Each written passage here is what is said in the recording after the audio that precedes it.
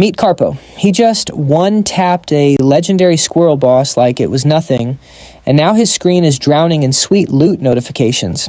His status window is basically a flex, showing off titles like First 10-Star Skill User and Legendary Tutorial Conqueror.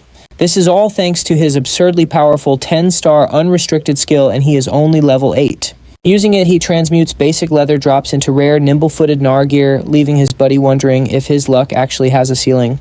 The lucky streak continues. Right at the bottom of the loot chest, he discovers a mysterious shimmering egg. That boss squirrel is now his loyal pet. Carpo just smiles about his good luck, but his friend is convinced the universe is glitched. Things start getting even weirder before they even finish the tutorial phase.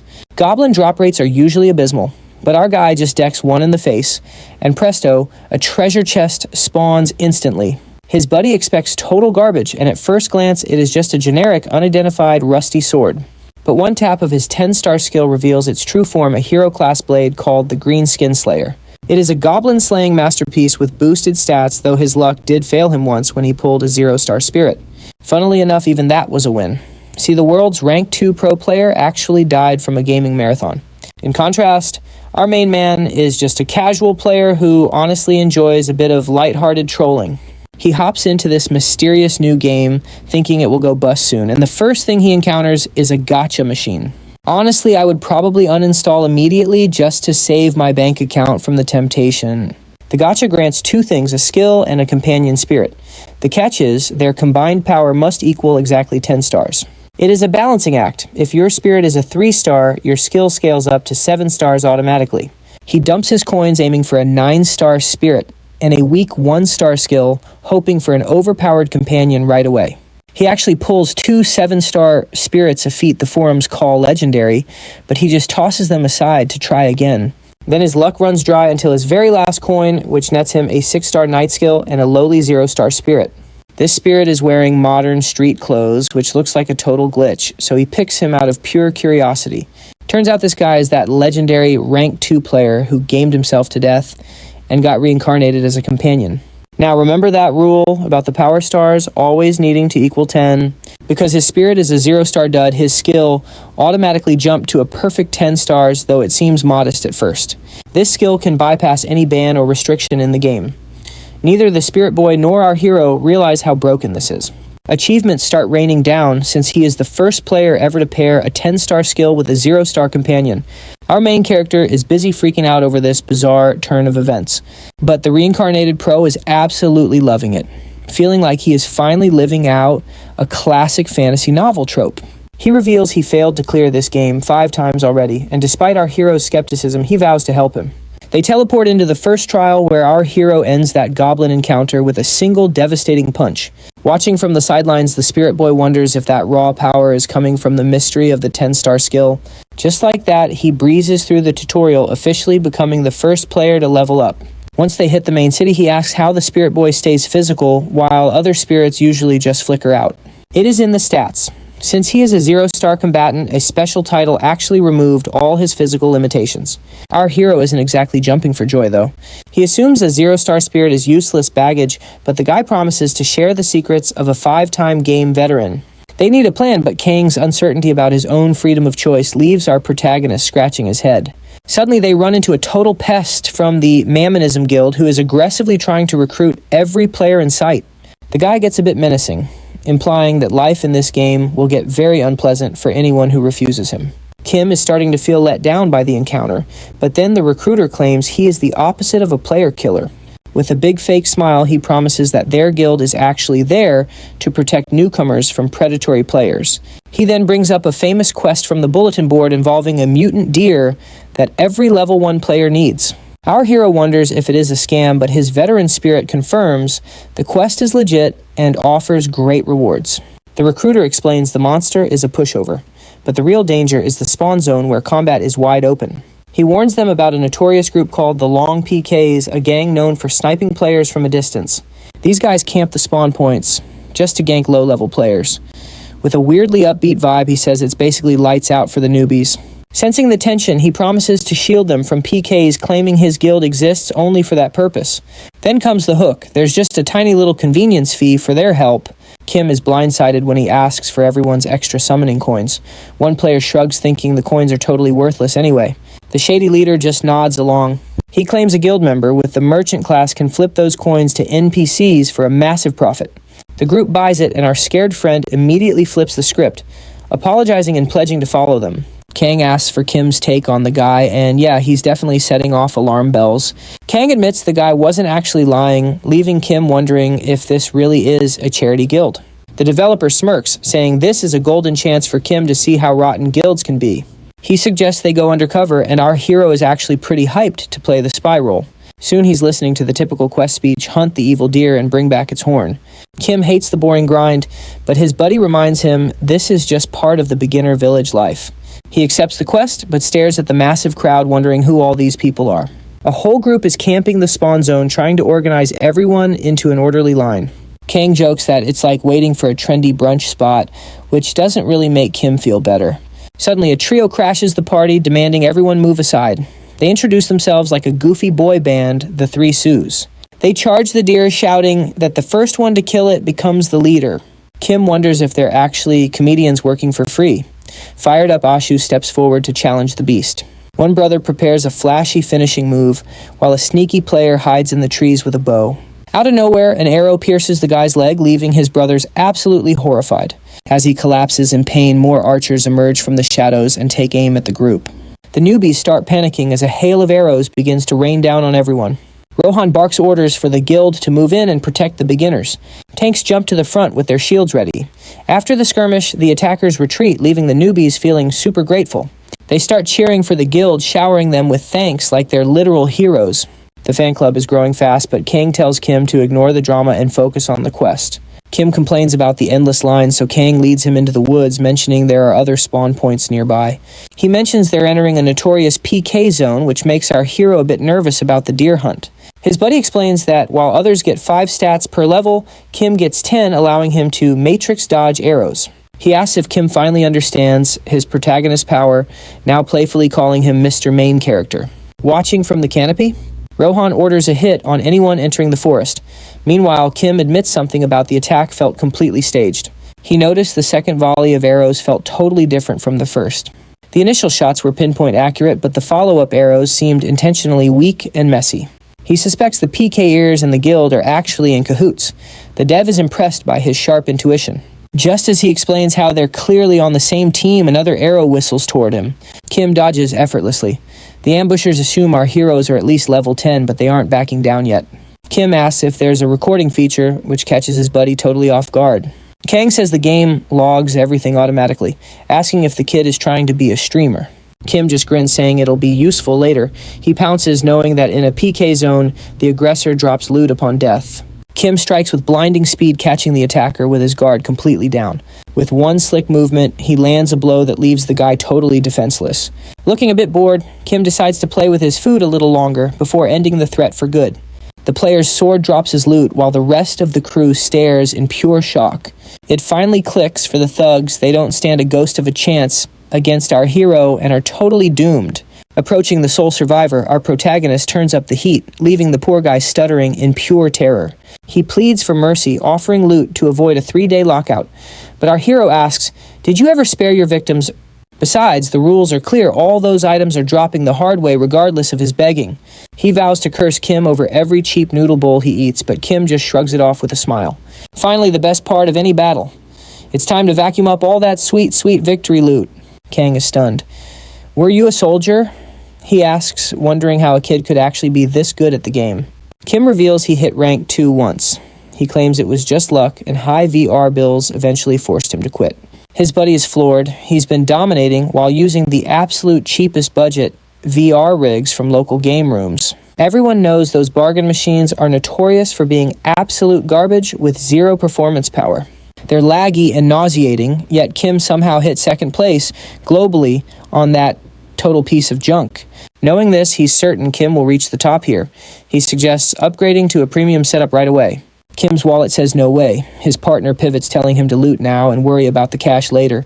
Among the piles of gear, a lottery coin glimmers. It turns out more than just equipment can drop from players. Every little personal trinket is at risk during a defeat, even the stuff that seems totally worthless.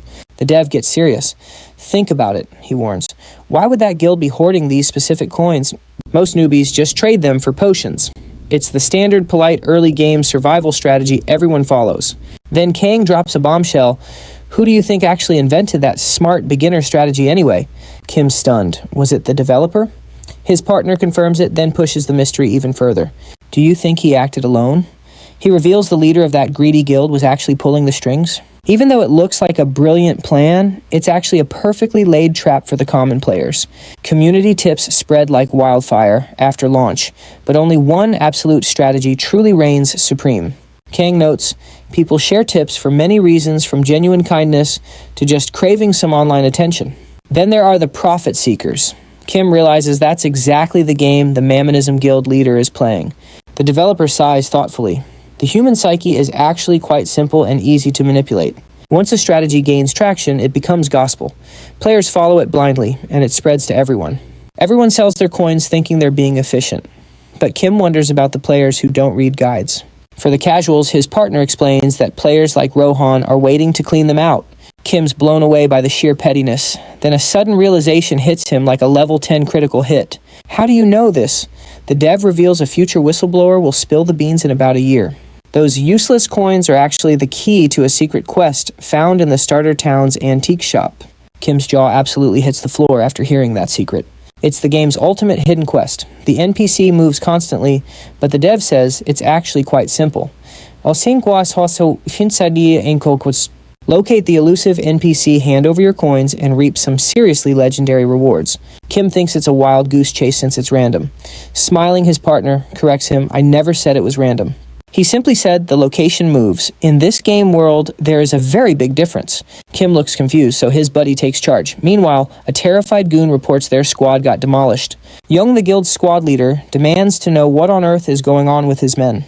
The report is grim. 10 players are down already. It's an absolute bloodbath for the guild. Jung freezes. One person took out 10 elite members. This isn't just a skirmish, it's a disaster. He's sweating bullets. If the bosses find out, his performance bonus is going to be toast. With his kid's birthday looming, he needs a fix. Suddenly, a mysterious figure named Hanzo steps forward. The guild's elite mercenary is ready. Is it my turn? The ninja asks while the guys stare in disbelief.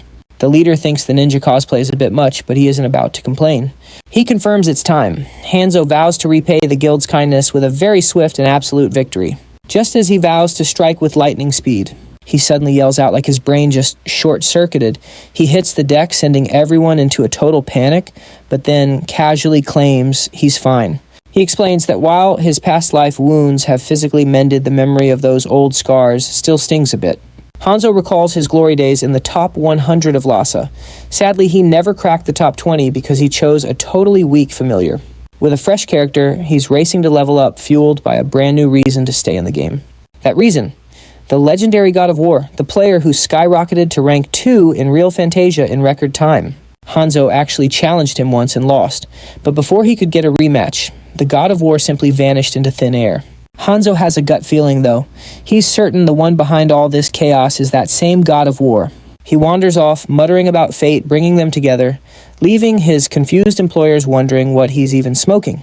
Before exiting, he notes, "This night feels familiar." Apparently, the moonlight is just perfect for a little late-night assassination. The two guild members just stand there, completely baffled by his dramatic exit. The leader sighs, thinking his kids have zero clue how hard their old man works to bring home the bacon. They laugh at his terrible cosplay while Hanzo busily sets up flaming traps.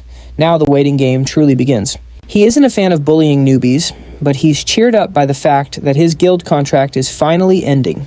Suddenly, Kim pops out of the bushes. He asks about deer, but he's secretly hunting for loot from the long player kill event. Jackpot. The ninja knows he's found his target and eagerly waits for Kim to stumble right into his traps. As our main character takes one more step click, he's caught. Hanzo drops from the canopy like a professional shadow. He claims it's nothing personal, but then his terminal blinks. Wait, the trap was just successfully disarmed. With a grin, Kim admits that actually surprised him. He notices his 10-star skill is working overtime. It seems his ability handled the trap and instantly cleared that nasty burn status effect. Hanzo isn't backing down, though. He pulls his trump card and charges in with a wild high-stakes kamikaze skill. At the very last millisecond, Kim dodges. The ninja is left completely shell-shocked by those lightning reflexes. With one clean kick, our hero disarms him, sending his sword spinning. Hanzo can't believe a kid can pull that off so easily. His suspicions are basically confirmed now, but another perfectly timed hit snaps him right back to reality. Kim admits that if it wasn't for his high health stats, that trap might have actually finished him off. Kang points out the real win here. That 10-star, no restriction skill actually packs 3 distinct abilities into one. Our hero is totally amazed. Even his partner is surprised by how much fun he's having with this. Hanzo recovers faster than expected, standing up to grumble that these games really need some balance limits. Eyes closed, he accepts his defeat like a true loser. He never thought he'd lose twice to the same legendary man. Kim, looking totally lost, points out that they literally just met for the first time. Our main character decides this guild is full of weirdos, while Hanzo praises him for moving past his history. Ending his dramatic monologue, the ninja has one final humble request before he faces his end. Surprise! He sends a friend request with puppy dog eyes, practically begging our hero to be his new best buddy. Naturally, our hero gives him a very kind answer, straight from the sharp end of his blade. Elsewhere, a massive serpent is getting demolished. Mayan, the guild leader, slams his axe down, asking if the beast is finally dead. An underling arrives with bad news. Apparently, the guild's player-killing division is having a bit of a crisis. Mayan grumbles about the terrible drop rates. He still hasn't found that one specific item he desperately needs. He tells them to send Hanzo to fix it, but the messenger delivers the shocker: the ninja's been eliminated. That gets Mayan's attention. Hanzo was no amateur. Plus, the guy just logged off after sending a final farewell letter. The letter claims he finally found his long-lost friend from real Fantasia, and his life goal is officially complete. He's jumping ship to follow his friend, promising to repay the guild later. Oh, and don't bother looking for him. Mayan is fuming. He can't believe the nerve he ends up tearing into his subordinate in a fit of pure rage. He admits Hanzo was talented, but moves on. He learns that a guy named Jung is now leading the player killers. He orders the team to contact Jung. From now on, they only move in squads of at least 10. The gorilla quest is coming and they need those coins. He orders everyone to scout the village for that rare, non-player character.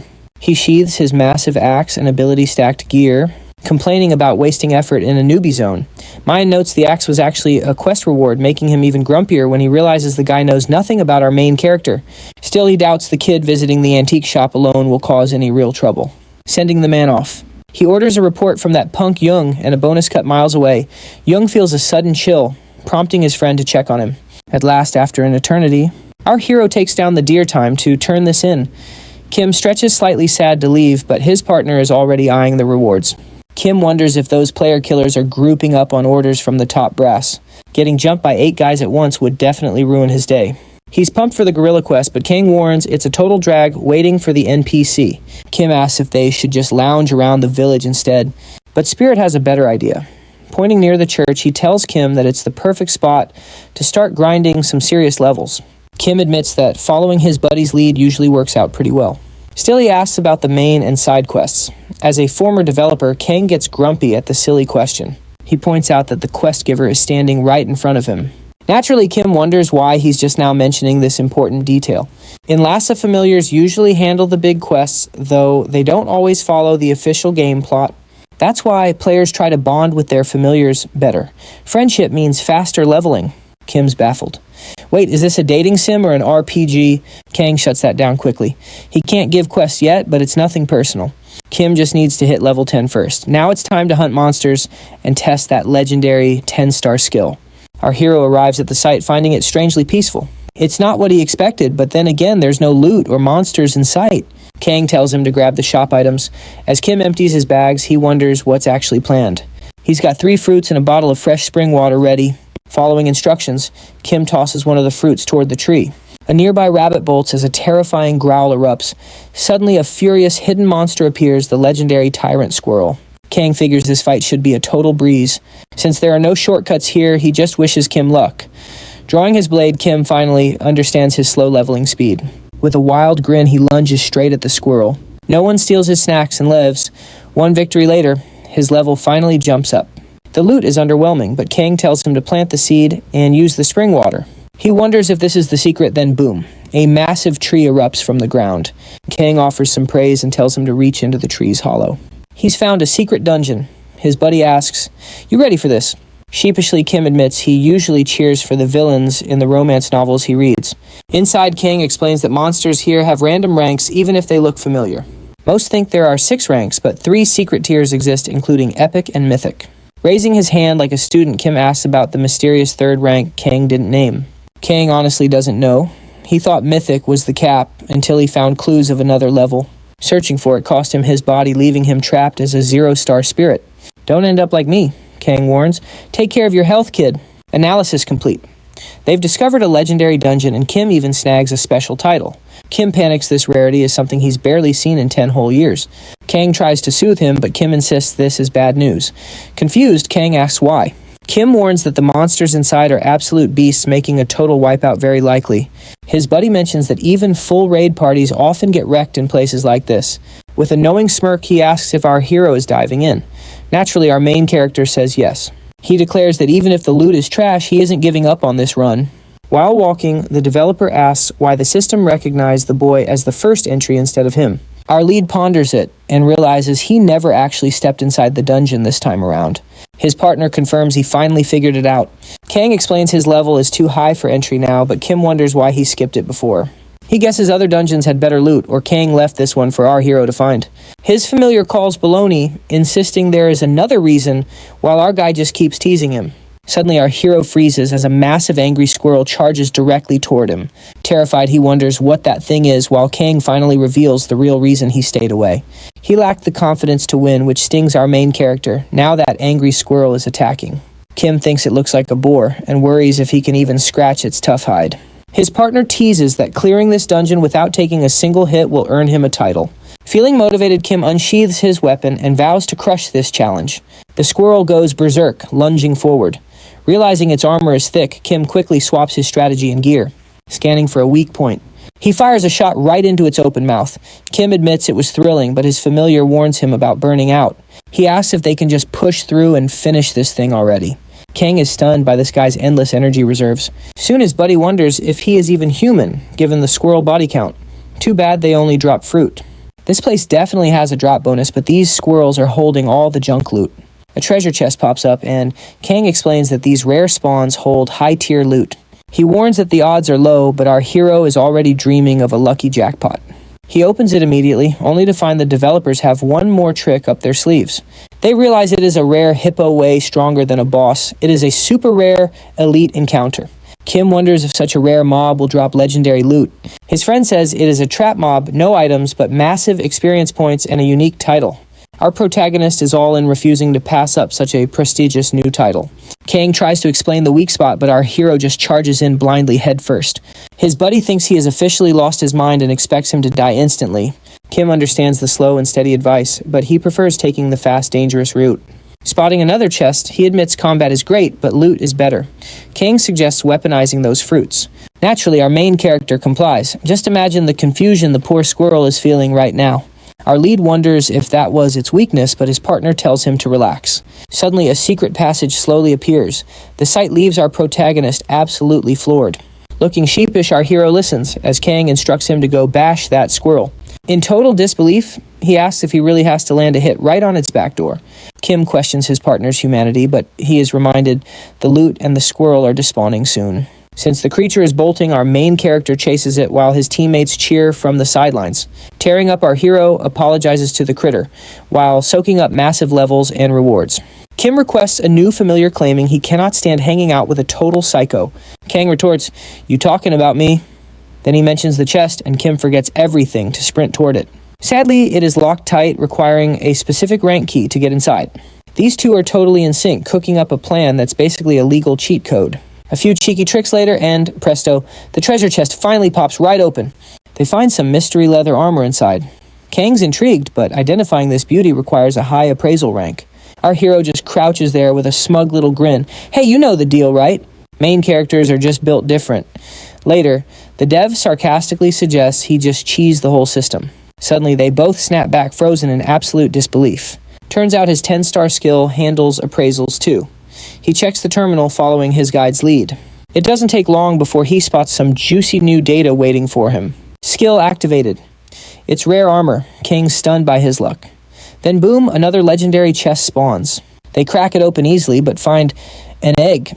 He's worried it might be another clever trap. He gives identification a shot, though secretly he's kind of hoping the skill fails this time. Surprise! It's a magical squirrel egg. Now he just needs to hatch his new furry friend properly. Kang explains these squirrels are top-tier cute, providing long-range cover while he handles the melee. Our hero asks, "So I just feed it these fruits to boost its stats, right?" He's a ball of energy ready to go. Meanwhile, his buddies left, wondering how he's so naturally gifted.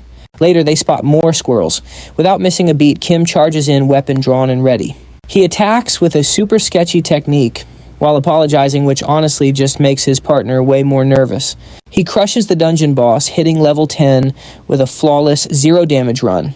Talk about a pro. He finds more loot drops in various colors. It's like picking ice cream flavors. He jokes, asking for advice. Kang suggests waiting until the job change quest, where he'll get 3 distinct paths to choose from. But the hero notices a weird look on his face. Is his secret finally starting to leak out? He raises a solid point. If his familiar is an irregular, how is it even able to assign quests? Caught red-handed. He claims he's clueless about the details, but he's certain about one specific thing. It'll work out somehow. Suddenly a quest pops up and whoosh, it auto-completes instantly. Talk about efficiency. He calls it the perfect spirit, wondering if basic skills truly matter most, while his partner bows apologetically. Kang notes that, as a 0-star, Kim's stuck with basic jobs unless he tries an unconventional NPC path. All he needs is to hit level 45, and then his big transformation can finally begin. Kim refuses to be a simple farmer. Kang promises great loot, regardless, but first that gorilla quest awaits. Welcome to Line the Rookie City. Our hero watches a player treat his familiar like a literal deity. So, he's basically a divine messenger.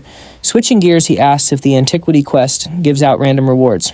His familiar nods. Exactly, if you're lucky, you might just stumble upon something truly legendary. Just then, they spot the antique shop owner hanging out right near the neighborhood church. The old-timer offers a trade. The terminal pings with the request, and our hero gladly hits accept. Suddenly, a group of players rushes over fuming because someone already snatched up their precious quest. Kang's thrilled. They beat that garbage guild to the punch. Grab the loot and let's bounce. But the hero hesitates. His familiar panics, screaming that nobody has ever dared to decline this quest before. Right in that moment, everything changes. The shopkeeper's aura shifts.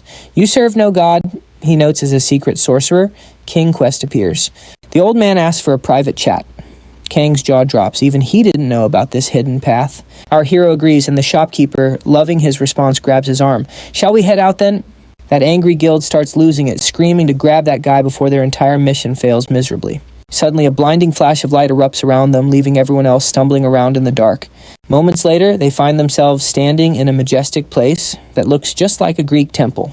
Kang warns him to choose his words carefully. With NPCs, they're not your average players. Kim nods along. The old man introduces himself as Dre, offering a warm welcome to everyone on behalf of Arum. Drex keeps his word. Having passed the first trial, he reveals his shopkeeper disguise and coin secrets. The elder praises his iron willpower, but our hero quickly cuts the lecture short. Claiming a familiar confirms his divine service. Drex opens a terminal, asking the boy for patience. Drex reveals a spooky ghost is actually following the kid around. Drex offers an exorcist, making Kang furious. Luckily, the terminal unlocks the Sorcerer King class test. That king built an empire before mysterious invaders turned the world into a wasteland. Those invaders were just high-level familiars. Kim wonders if familiars are the real invaders, while Drex explains the massive casualties. The king sealed the monsters, but even the strongest seals eventually start to crumble. Familiars returned, rewrote history, and tricked the world into worshipping them as true gods. Now they use messengers as pawns to slowly devour the entire continent again. Phase 2 triggers. Drex is shocked. Did the kid really clear the second test already? He's baffled by Kim's identity. Kim just realizes beating up those thugs really paid off. That ninja's familiar was the secret test. No wonder he felt way too overpowered for starters. Smiling, the old man leads him toward the daunting third test. The savior has appeared. Drex cheers, explaining how traitors caused Arum's ultimate defeat. After the Sorcerer King fell, his successor needed an iron mind that couldn't be swayed by any temptation. They arrive. Kim enters the circle, wondering when his title changed to hero. The floor glows. The challenge just survived for 1 minute. Sounds easy, right? The Capital Vices spell activates Drex, wishes him luck, and leaves him to it. Panic. His familiar confirms it's a 9-star spell. This test is basically a death trap. Kang calls the debuff pure BS. Surviving, this means you could easily beat the game. Our hero counters with his own 9-star magic nuking every single debuff instantly. Quest cleared. Because his method was so insane, the terminal upgrades his class. It's now Sorcerer Monarch. Even Kim is shocked he managed to pull that off. Mythic skills unlocked. Kang is green with envy while Kim's itching to test them. The old man weeps. A new Sorcerer King has finally returned to them. He hails the new monarch, but Kim awkwardly tells him to dial it back. Inside the box lies the legendary magic weapon used by the original king. It's a glove wand combo, legendary, item number 2, time for some target practice. Not yet, Drex warns him he must first prepare for a truly powerful opponent. Drex stays to research, which definitely piques our curious hero's interest. He's collecting coins because they're the only link to those phony gods. Kim offers help. Elsewhere, a grumpy gamer complains that all streamers are annoying. He finds a video assuming it's just some newbie's trashy mutant deer quest. He watches to boost his views, but sees our hero absolutely wrecking those PK ears. He's floored. The kid took out the entire PK squad all by himself. He spots a hidden NPC near the church that nobody else has discovered. It's the Gorilla Quest NPC. Meanwhile, Kim hits upload on his latest video, Edit. 400,000 views. Kim's stunned, especially seeing the crowded town plaza. He blames a guild, but his familiar laughs he's just an overnight superstar. He's a celebrity now. His familiar suggests streaming, but Kim isn't so sure. Everyone's asking about the NPC. Looks like the gold is finally rolling in. Kim asks about his partner's day, and the kids start spilling the tea. Kang checked the clock and realized only 30 minutes remained before the daily 10-hour limit hit. Our main character was genuinely amazed at how much they'd accomplished in a single session. Suddenly, the familiar started panicking about Kim logging out since he's exclusively tethered to our hero's account. He totally loses it, clinging to Kim and pleading with him to stay online forever.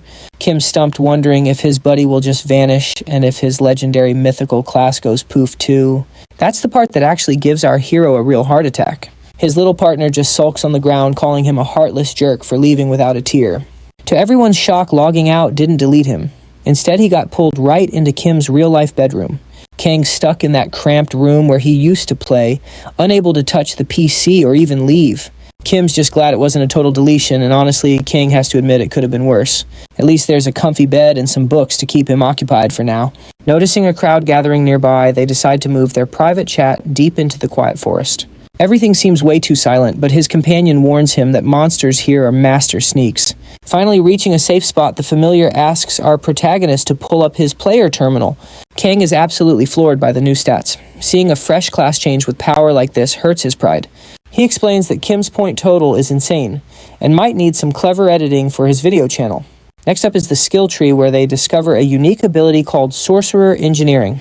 While digging through the terminal, he spots a specific class item tucked away in the inventory. When Kim opens it, those mystical fruits are glowing, and the system offers a synthesis prompt. Kim realizes Sorcerer Engineering is a game changer, allowing him to craft powerful new items from raw materials.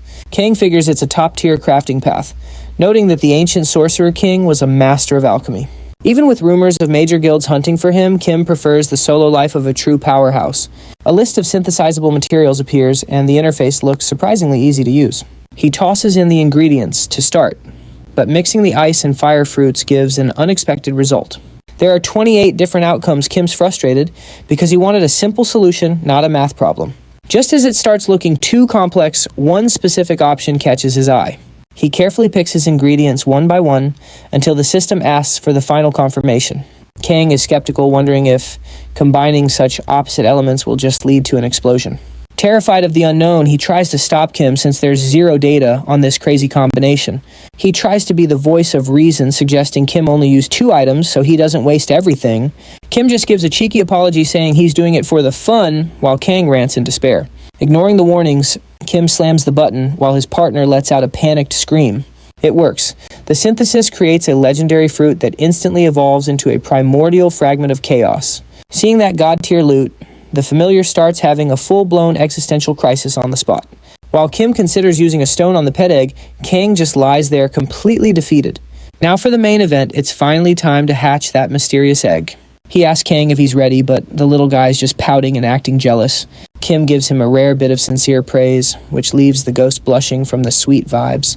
But this isn't a romance webtoon, so they get back to business as the hatching timer starts. Our hero gives the final command, banking on the fact that those high-tier ingredients will pay off.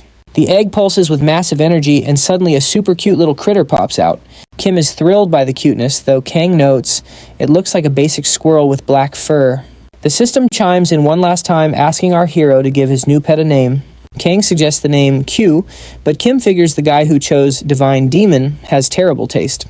While cuddling his new companion, Kim decides on a perfect name, Welcome to the Team Mukyang. Kim is busy cuddling his pet, but his grumpy familiar barks at him to quit playing and start testing their battle prowess. Our hero asks if level 10 means it is time to leave the starter zone. Kang explains that reaching level 10 unlocks a familiar quest for official licensing. He just needs to chat with the mansion boss, who will then grant him passage to the main continent. Lately, however, players prefer sticking around the starting lands a bit longer, which definitely piques our main character's curiosity. With a grin, Kang asks if the answer is not already obvious. Does he not want to test drive that cool new sword and those flashy magic spells? And impressed, our hero agrees with his buddy. The familiar notes that some players actually choose to stay here forever. Naturally, there are special monsters and bosses designed just for those who stick around. Kim is stunned, and his partner suggests this is the ideal graduation test.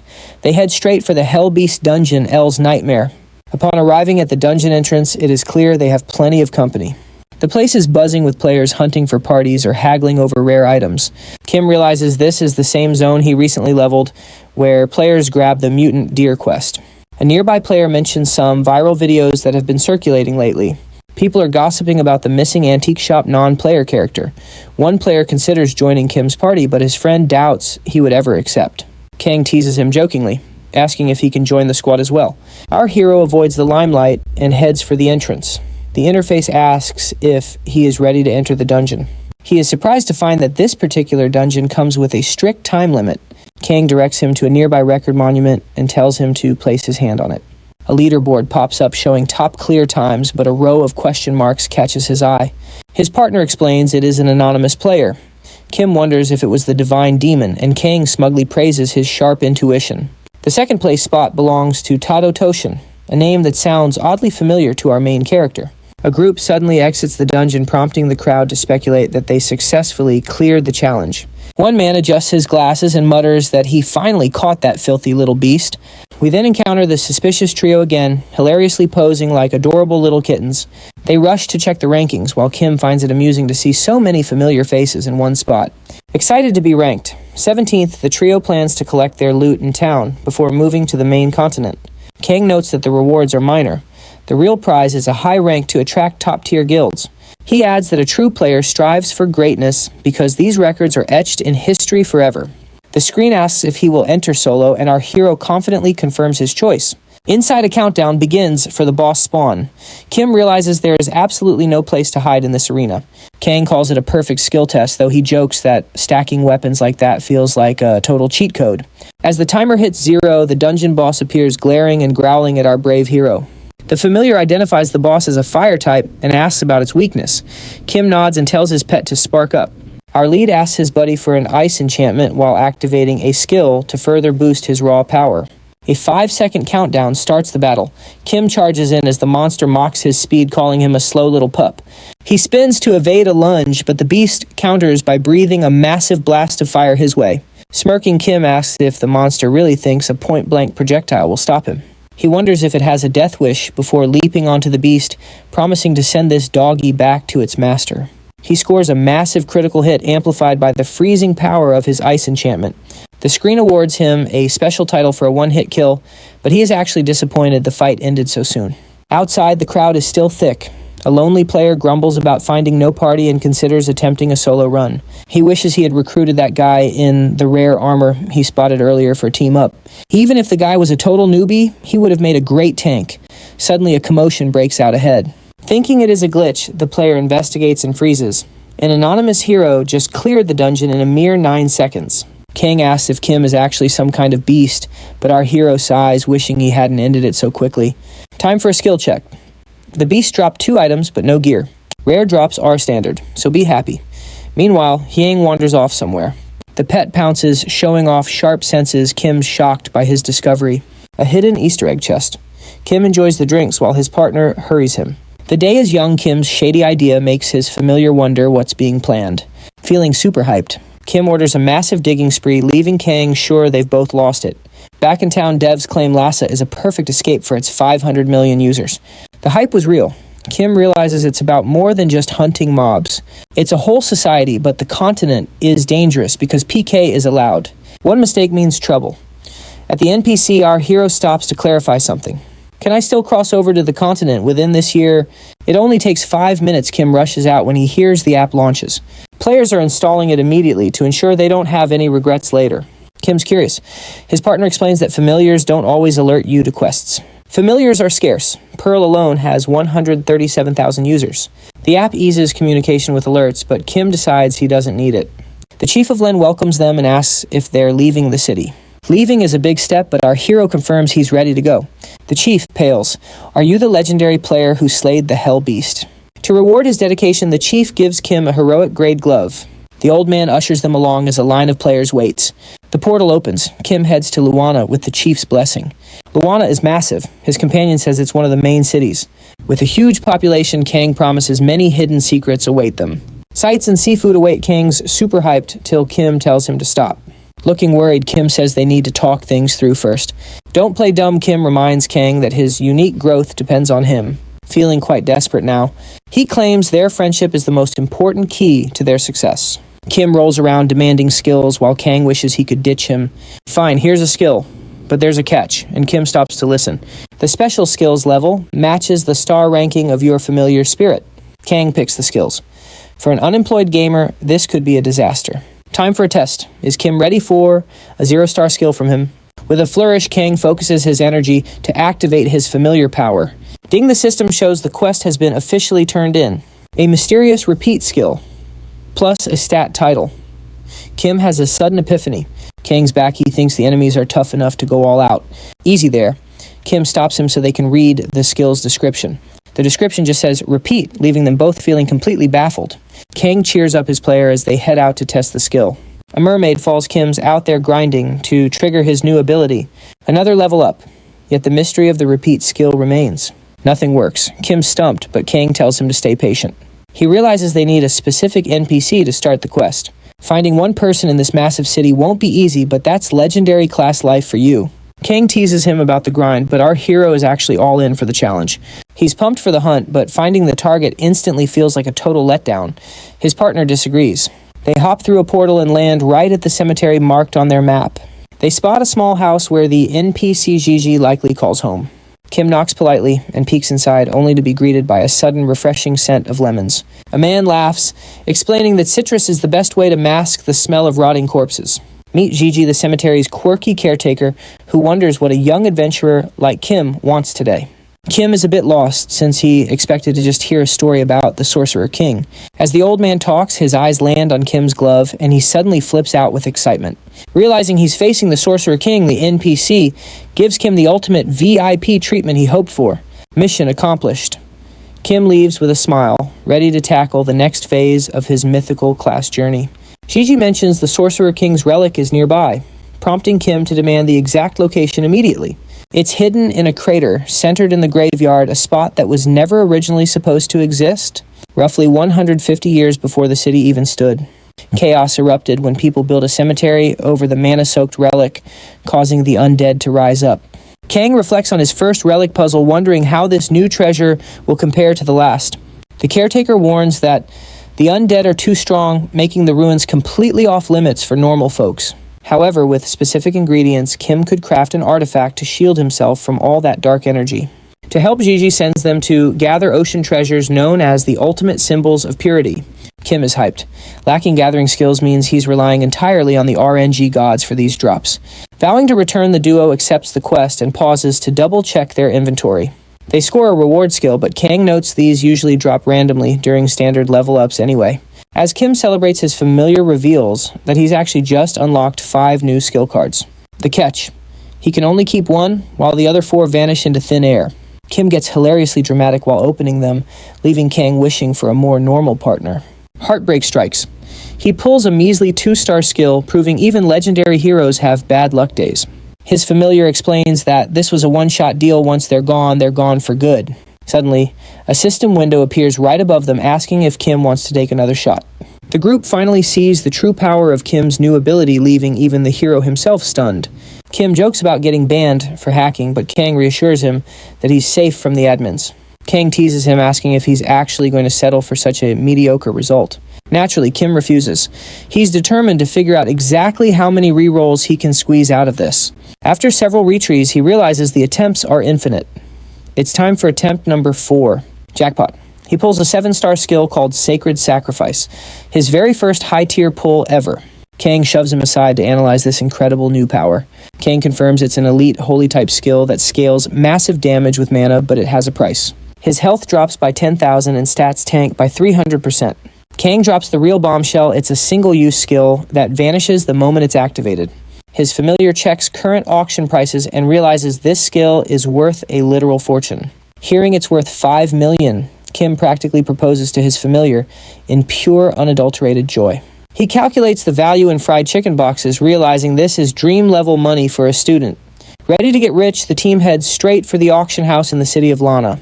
Kim is losing his mind over the 5 million until his familiar tells him to chill out. Kim thanks him for the tip. For a college student, that's a small fortune, time for a little luxury. Kang offers to handle the finances so Kim can focus on leveling up. Kim thinks he's an absolute legend. His familiar asks if there's room for a VR capsule and reminds him to check with his parents first.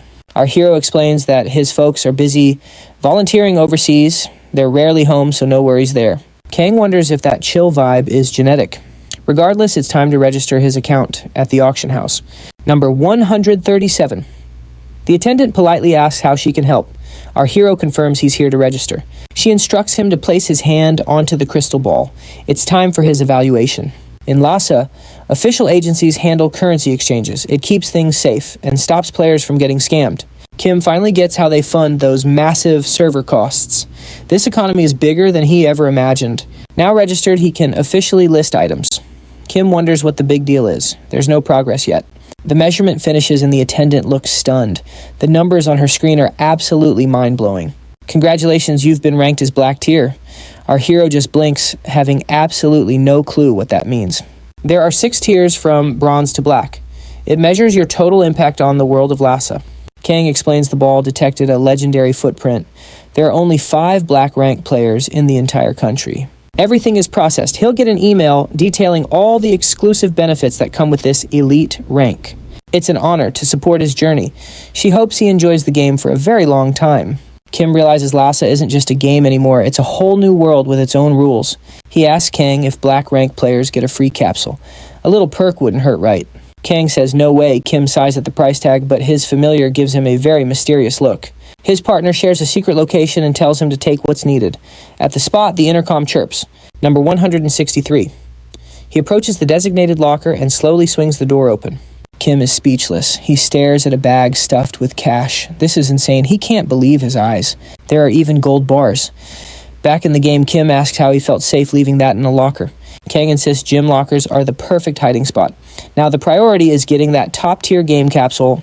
A short while later, they arrive at the flashy headquarters of the capsule store. Shine the manager is totally stressed. The free trial event has kept the store packed for 3 straight days. He spots another customer and wants to kick him out. Rudely, the manager tells our hero the trial is over.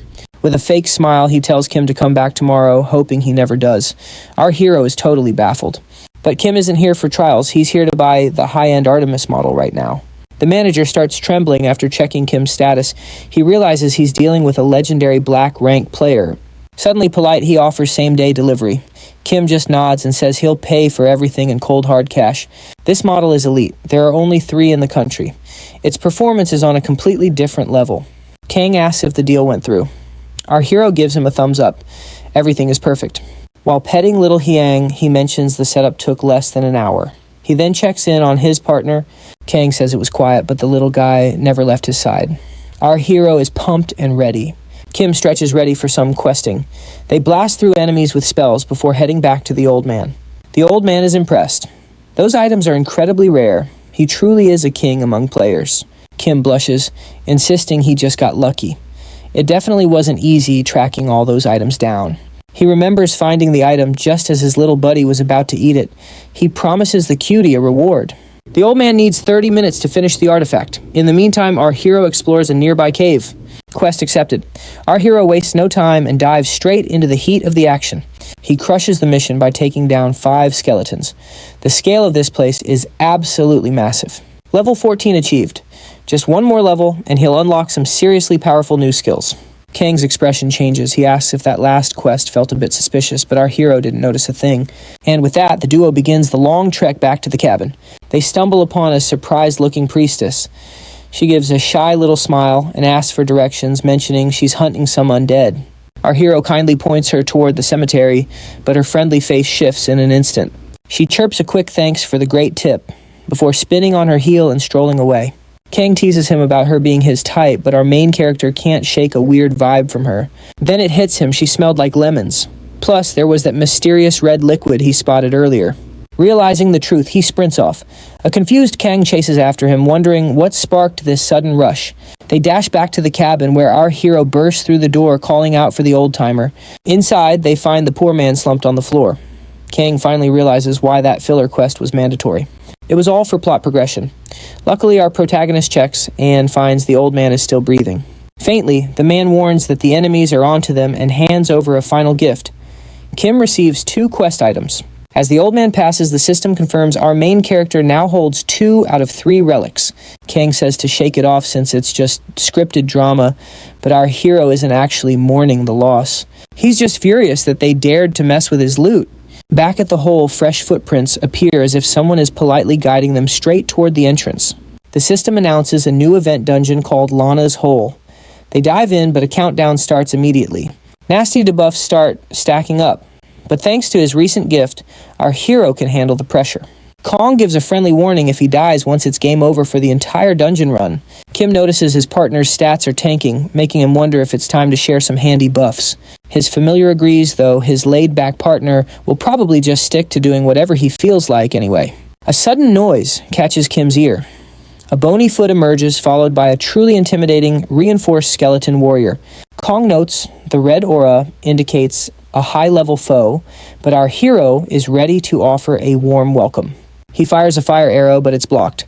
Our hero decides to close the gap for some melee action. He charges in, but his sharp instincts cause him to halt just in time. An arrow thuds into the dirt. The first monster is back up, and now a skeleton archer has joined.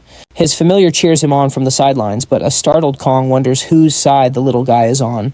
Our main character asks if breaking enemy gear is possible here. Kong confirms that it's definitely an option. Lacking brawn, our hero decides to use his brain, dumping 20 points into his magic stat while casting. He lets loose another fire arrow, but this one is truly massive. The spell hits home and things start breaking. Kim laughs happily, while the poor skeletons look quite discouraged. He admits he feels bad for the dungeon creator, but honestly, he's in a bit of a rush today. Bones fly as he spams more fire magic.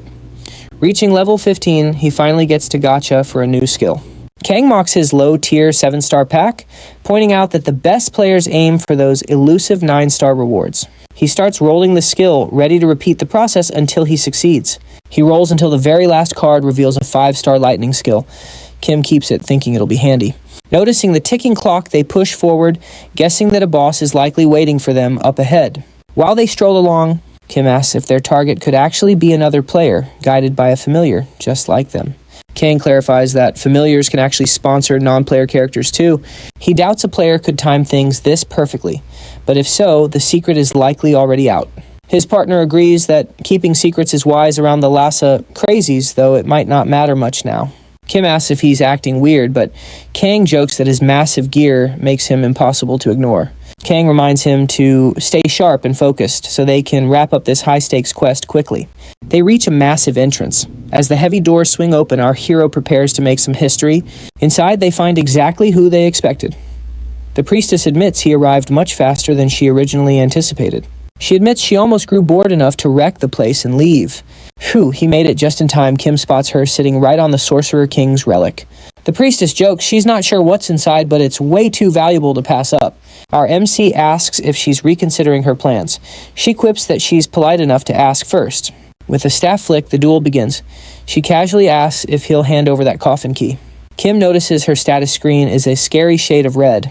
Definitely a bad sign for him. Kang warns the level gap is 35. Undeterred, our hero charges in as their weapons clash. The girl teases him, admitting she didn't expect the little guy to be quite so fast. She counters with a strike so powerful it snaps his sword.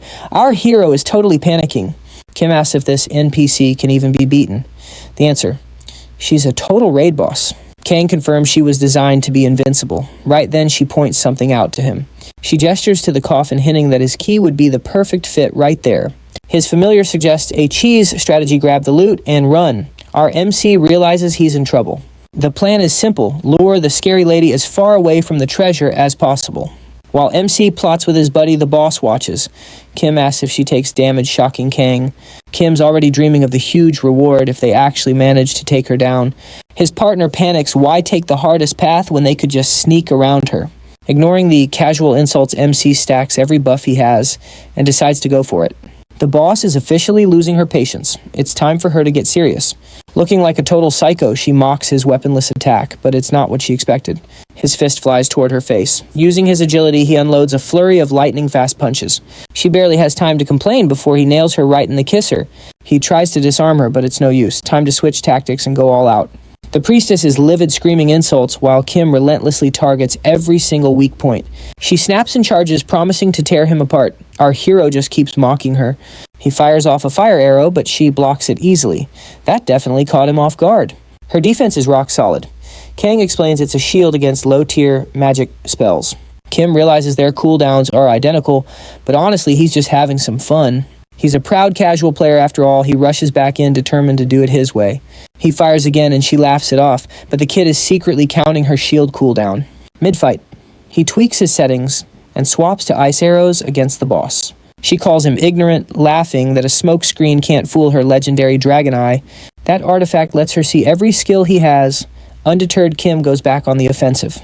The priestess thinks his tricks are over, but as she gets close, he smirks. He taunts her, revealing one last trick. He nails her with lightning before she can react. It's a massive 8-star lightning spell. He thanks his buddy, promising to pay him back later. The boss gets worried, but she still manages to shield, taking only half the damage. MC walks up calmly, making her nervous. Suddenly he gains the skill, Holy Sacrifice. She realizes it's that terrifying spell that turns all his HP and MP into pure damage. Kim puts a hand on her head. She begs for mercy, but he's sending her home. As he triggers the spell, a flood of holy light completely consumes the boss. He did it. He earns a legendary title for beating the unbeatable. Time to check the loot. He scored big, a unique scythe and the legendary Dragon's Eye necklace. Kang is impressed, noting he could make a fortune selling this at the auction house, but he adds that the necklace is perfect for combat. He should definitely keep it.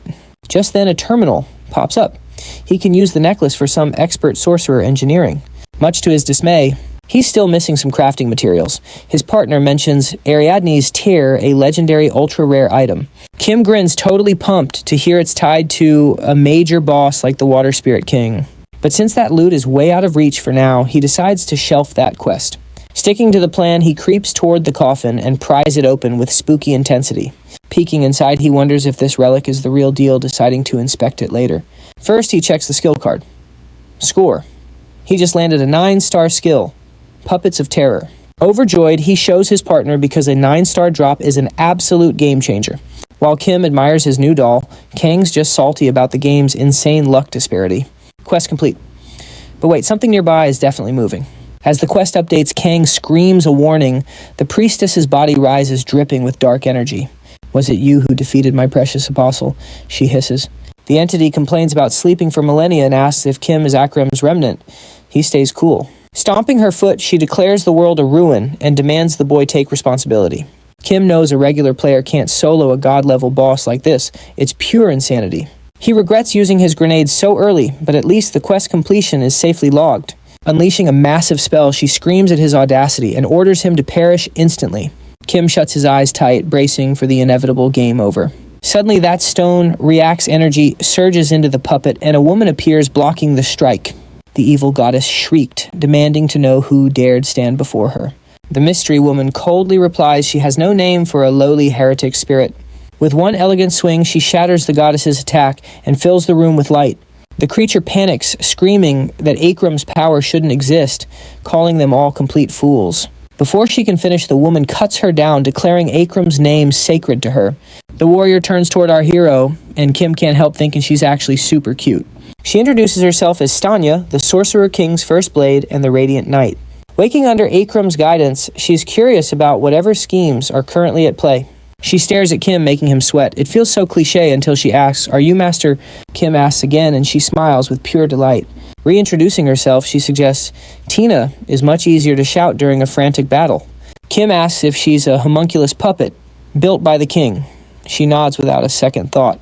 She explains the king used his essence to create 7 guardian puppets for his protection. And Tanya Shi was the very first masterpiece created by his hand.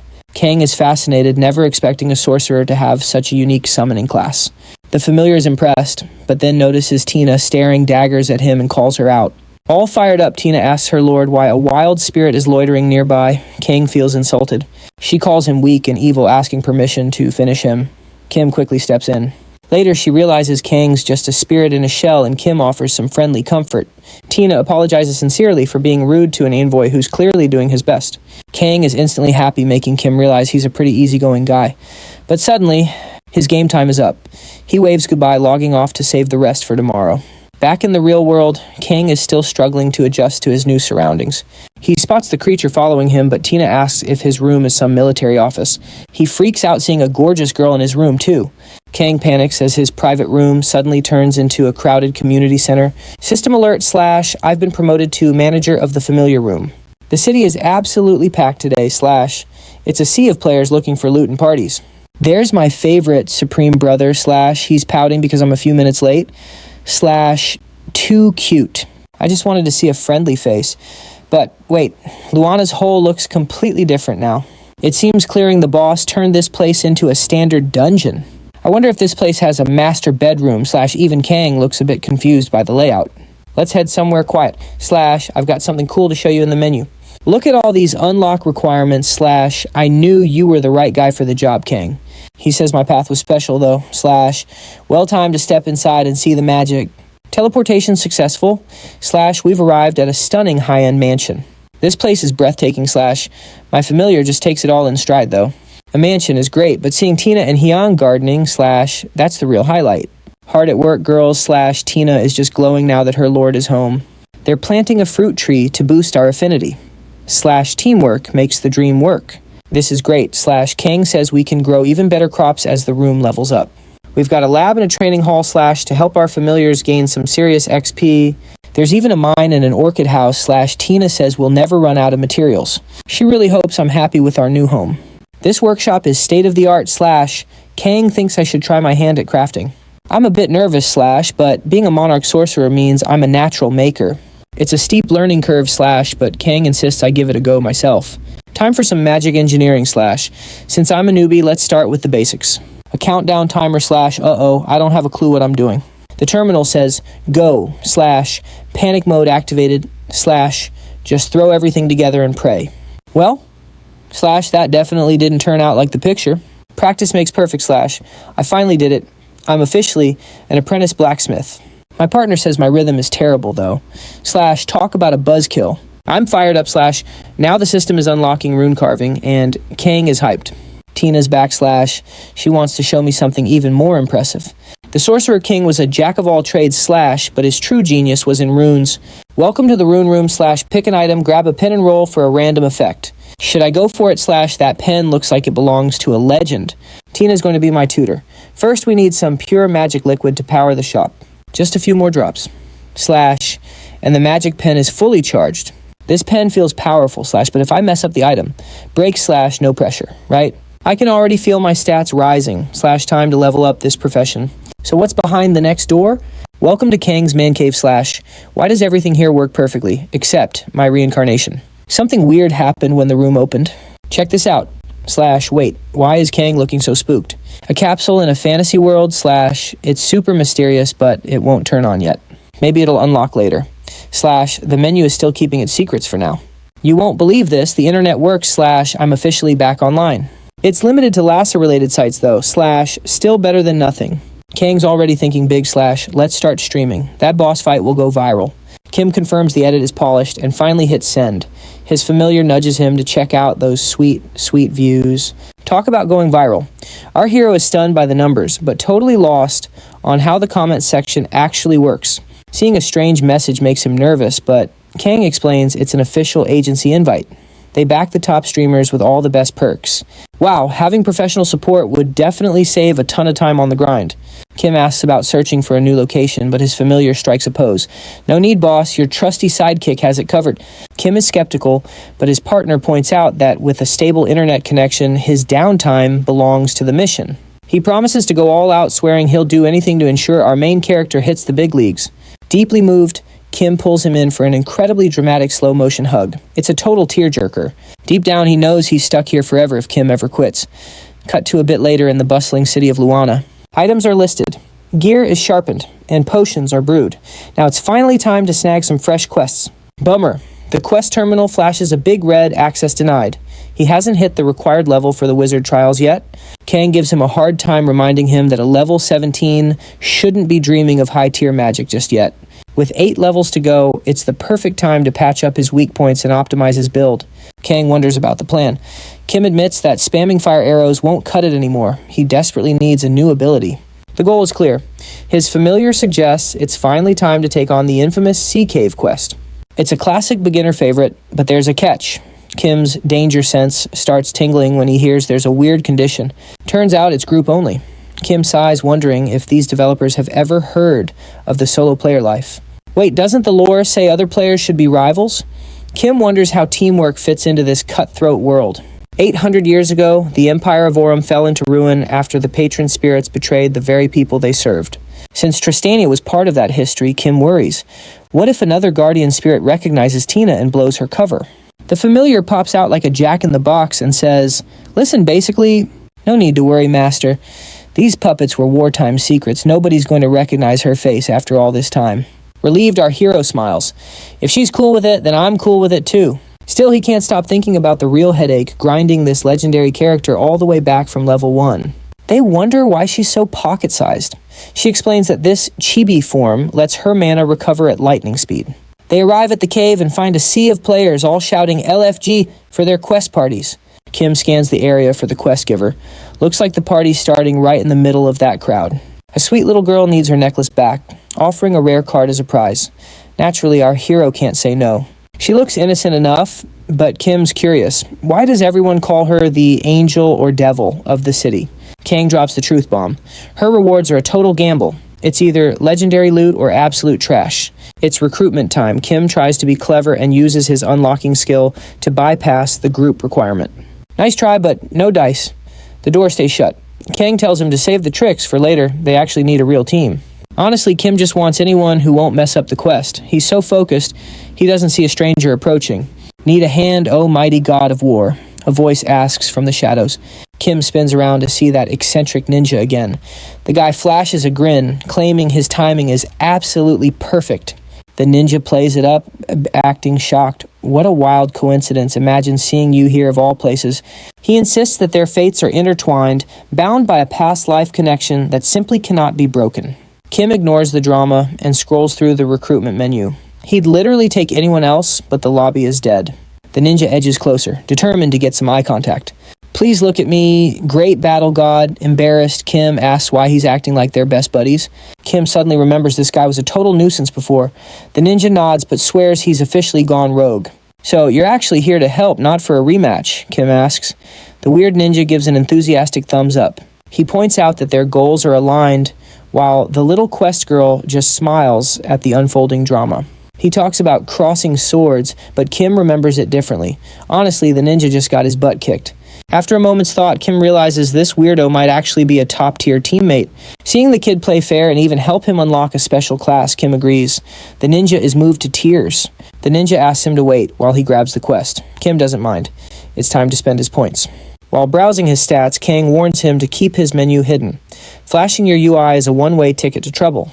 Kim considers dumping a few points into his agility and magic stats. With points to spare, he boosts his puppet skills. Kang approves, so Kim also upgrades his magical engineering and elemental mastery. The ninja finally returns, thanking the duo for being so patient. He says if they're ready, he'll send over the formal party invite. Kim joins, stunned that a ninja is actually an archer.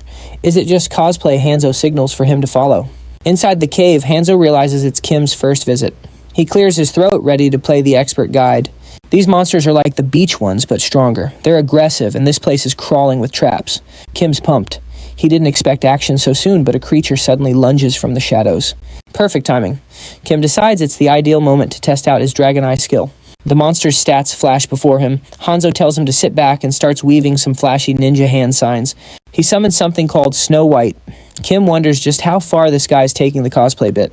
A super cute hero rank pet appears. He tells his buddy to fire an air cannon and the little thing obeys. The pet fires a massive burst, but the monster effortlessly tanks the hit using its heavy shell. Hanzo draws his blades looking dead serious. He declares, "I have only one word for you, victory." He strikes a dramatic pose, unleashing a lightning spell with enough flashy effects to blind anyone. Pillars of energy erupt everywhere as the ninja dashes forward to strike another heroic pose. Kim compliments the awesome move. Flattered, Hanzo admits he can't wait for their next big scrap.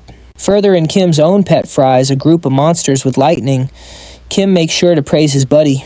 Hanzo's surprised Kim has a pet too. Then he points at the curious-looking doll tucked in Kim's pocket.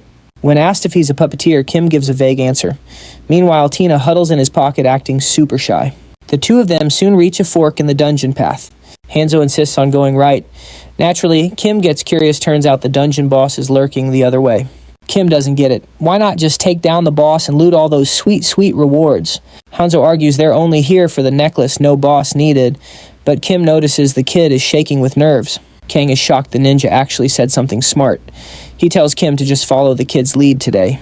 With a mischievous grin, Kim decides he wants to have some fun, much to his guardian's annoyance. Excitedly, he suggests a quick peek at the boss, sending his companion into a total panic. Kim wonders what boss would scare Hanzo so much. The panicking kid begs him to lower his voice. Something is scuttling nearby. Hanzo whispers that they've been spotted, and then the massive boss finally appears. Everyone starts screaming in terror, but Kim stays cool as the giant monster crawls toward them. Suddenly, light glows from Kim's chest. Tina leaps out, weapon drawn, ready to protect her master. Kim thanks her as she declares that no one is laying a finger on her master while she's around. Even Kim is a bit startled by its size. Meanwhile, Kang and Hanzo are suffering because they absolutely loathe insects. While Kim still doesn't get the drama, Tina warns him this monster is exceptionally sturdy. Scanning its stats, he compares them to that priestess's shield. Meanwhile, the giant bug just stares him down. Kang freaks out seeing the boss has a high-speed attack skill. Kim brainstorms a way to bypass that metal armor. This thing is seriously ridiculously massive. Maybe fire is the answer. Without a second thought, Kim lets a lightning arrow fly at the beast. He nails the gross bug right in the face and leans in to check the damage numbers. Only 1%. Talk about a letdown. He orders his pet to use Thunder Summon, finally dealing more damage. He asks Tina how long she can hold the line. Determined, she says she can do this all day for him. Feeling pumped, Kim tells her she's incredibly reliable and that he definitely owes her one. Kim's on the move. He's got to shred that boss's health below 30%, so he dumps 15 more points right into magic. Facing that massive monster, he fires lightning arrows. The HP is melting away, hitting 33% in a flash. His partner steps up, drawing the giant roach's attention away. Kang's worried about the plan, but Tina's hyped. She says this is the grand finale. Kim asks Tina if there's any weak spot in the shell he can hit anywhere at all. Tina thinks it's possible our hero is satisfied and equips the Green Skin Slayer. He charges the roach and jumps to get the bird's eye view. Just like Tina said, there's the hole. Kim says he's going for it regardless.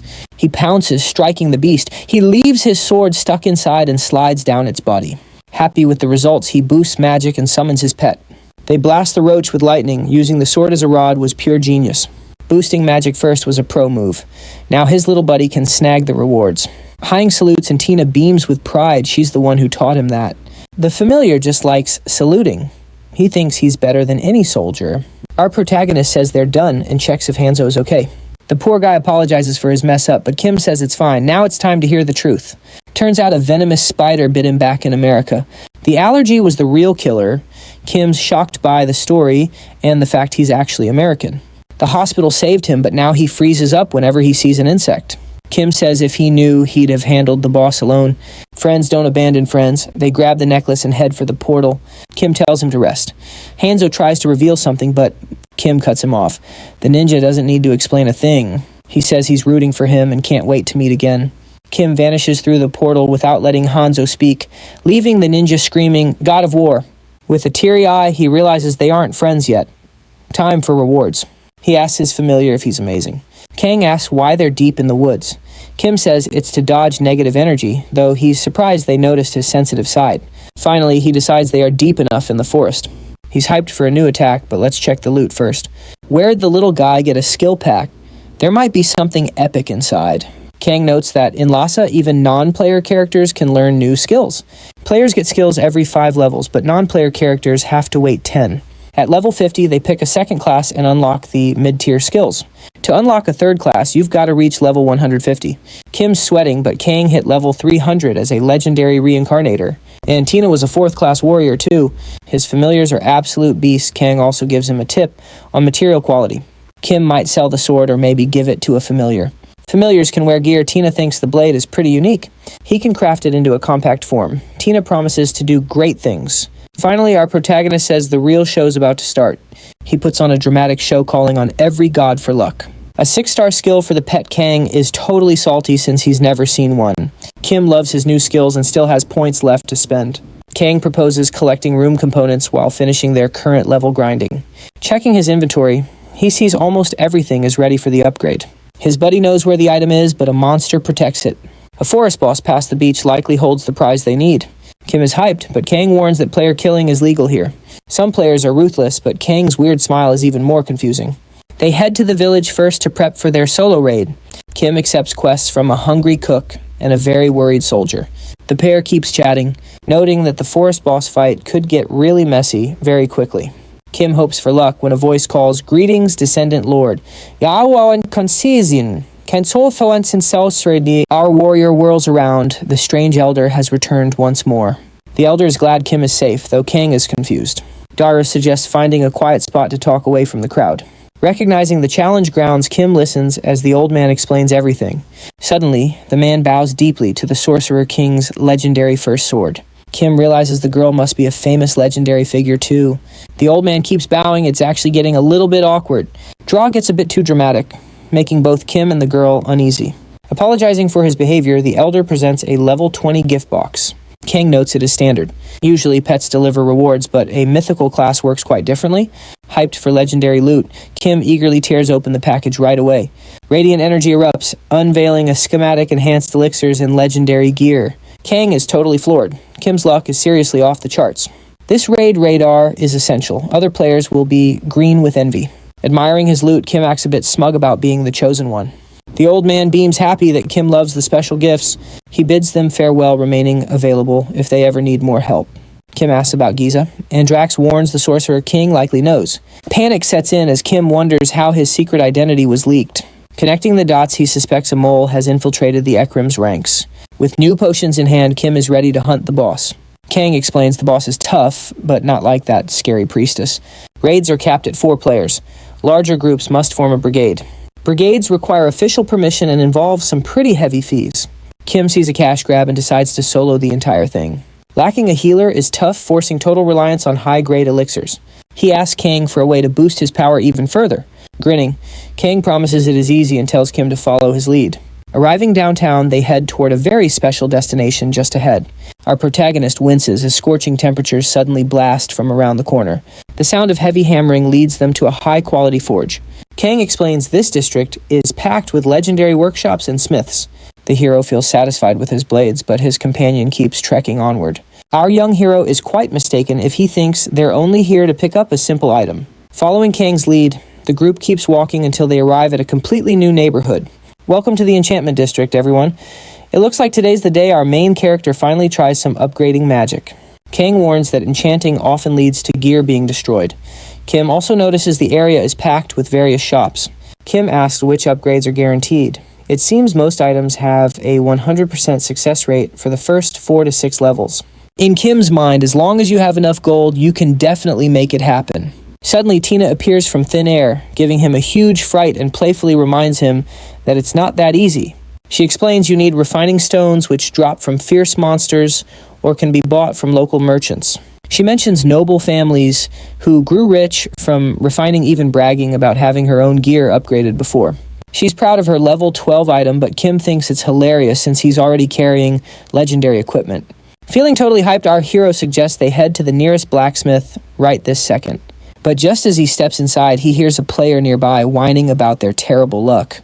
A man cries over his broken gear, while a nervous young apprentice apologizes, insisting he warned him about the risks. The player doesn't care about excuses and rudely demands the kid open a different kind of shop. Kang sighs, explaining that's just the way it goes, as every shop shares the same unlucky odds. However, he mentions a special place with safer upgrades, which is also where they'll find their next quest. While the other player is still panicking, Kim decides to step in and ask the blacksmith about enchantments. The blacksmith gets so excited that Kim starts to worry he's being mistaken for a big-spending customer. Despite our protagonist's polite protests, the man starts eagerly pushing him right into the workshop. The man explains his family was once legendary, even holding the rank of Marquise, which reminds Kim of Tina's stories. He reveals that his family desperately needs a one-of-a-kind rare heirloom hammer to restore their honor. Sadly, his grandfather once threw the chest's key into the ocean, and it's been lost ever since. They spent their entire fortune trying to recover it, but failed, losing their secret techniques and family name too. Things got so bad they could barely afford food, making Kim wonder if he's about to share that fate. Then the man offers our hero a special quest, promising a grand reward in the name of his family. Realizing this is a hidden quest, Kim smiles and agrees to help, addressing him as Sir Fergus. Kim sees the confusion came from the hidden quest, but his familiar notes he isn't the only one who got it. Apparently, the NPC has asked thousands of players for help, and everyone has tried their own unique strategies. Many tried giving gifts to raise their friendship, but failed because the hammer is the only thing that matters. Kang reveals over 500 million users accepted this quest, yet none found the key. Kim asks for any clues. His partner has no info, but as they discuss where it could be, a loud bell rings across the city. Kim jumps in surprise because the entire ground starts shaking like a massive earthquake. The NPC kindly asks if it's his first time here, noting that the tremors always shock newcomers. He decides it's better for Kim to see the truth firsthand and invites the group to follow him.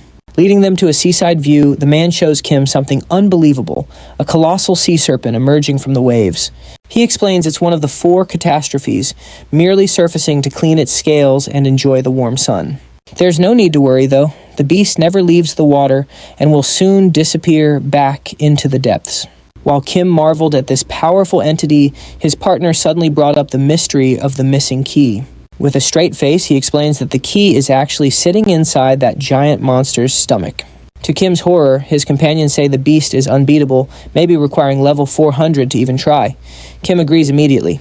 Even so, he knows he's out of ideas, while Kang watches curiously to see what his master plans next. Fergus confirms the family chest is safe in his shop. Kim asks to see it, and Fergus happily agrees. He notes that even a master with level 9 lockpicking skills couldn't get the stubborn thing open. Kim chuckles, thinking level 9 is nothing, and claims he's the greatest lockpicker in all of Lhasa.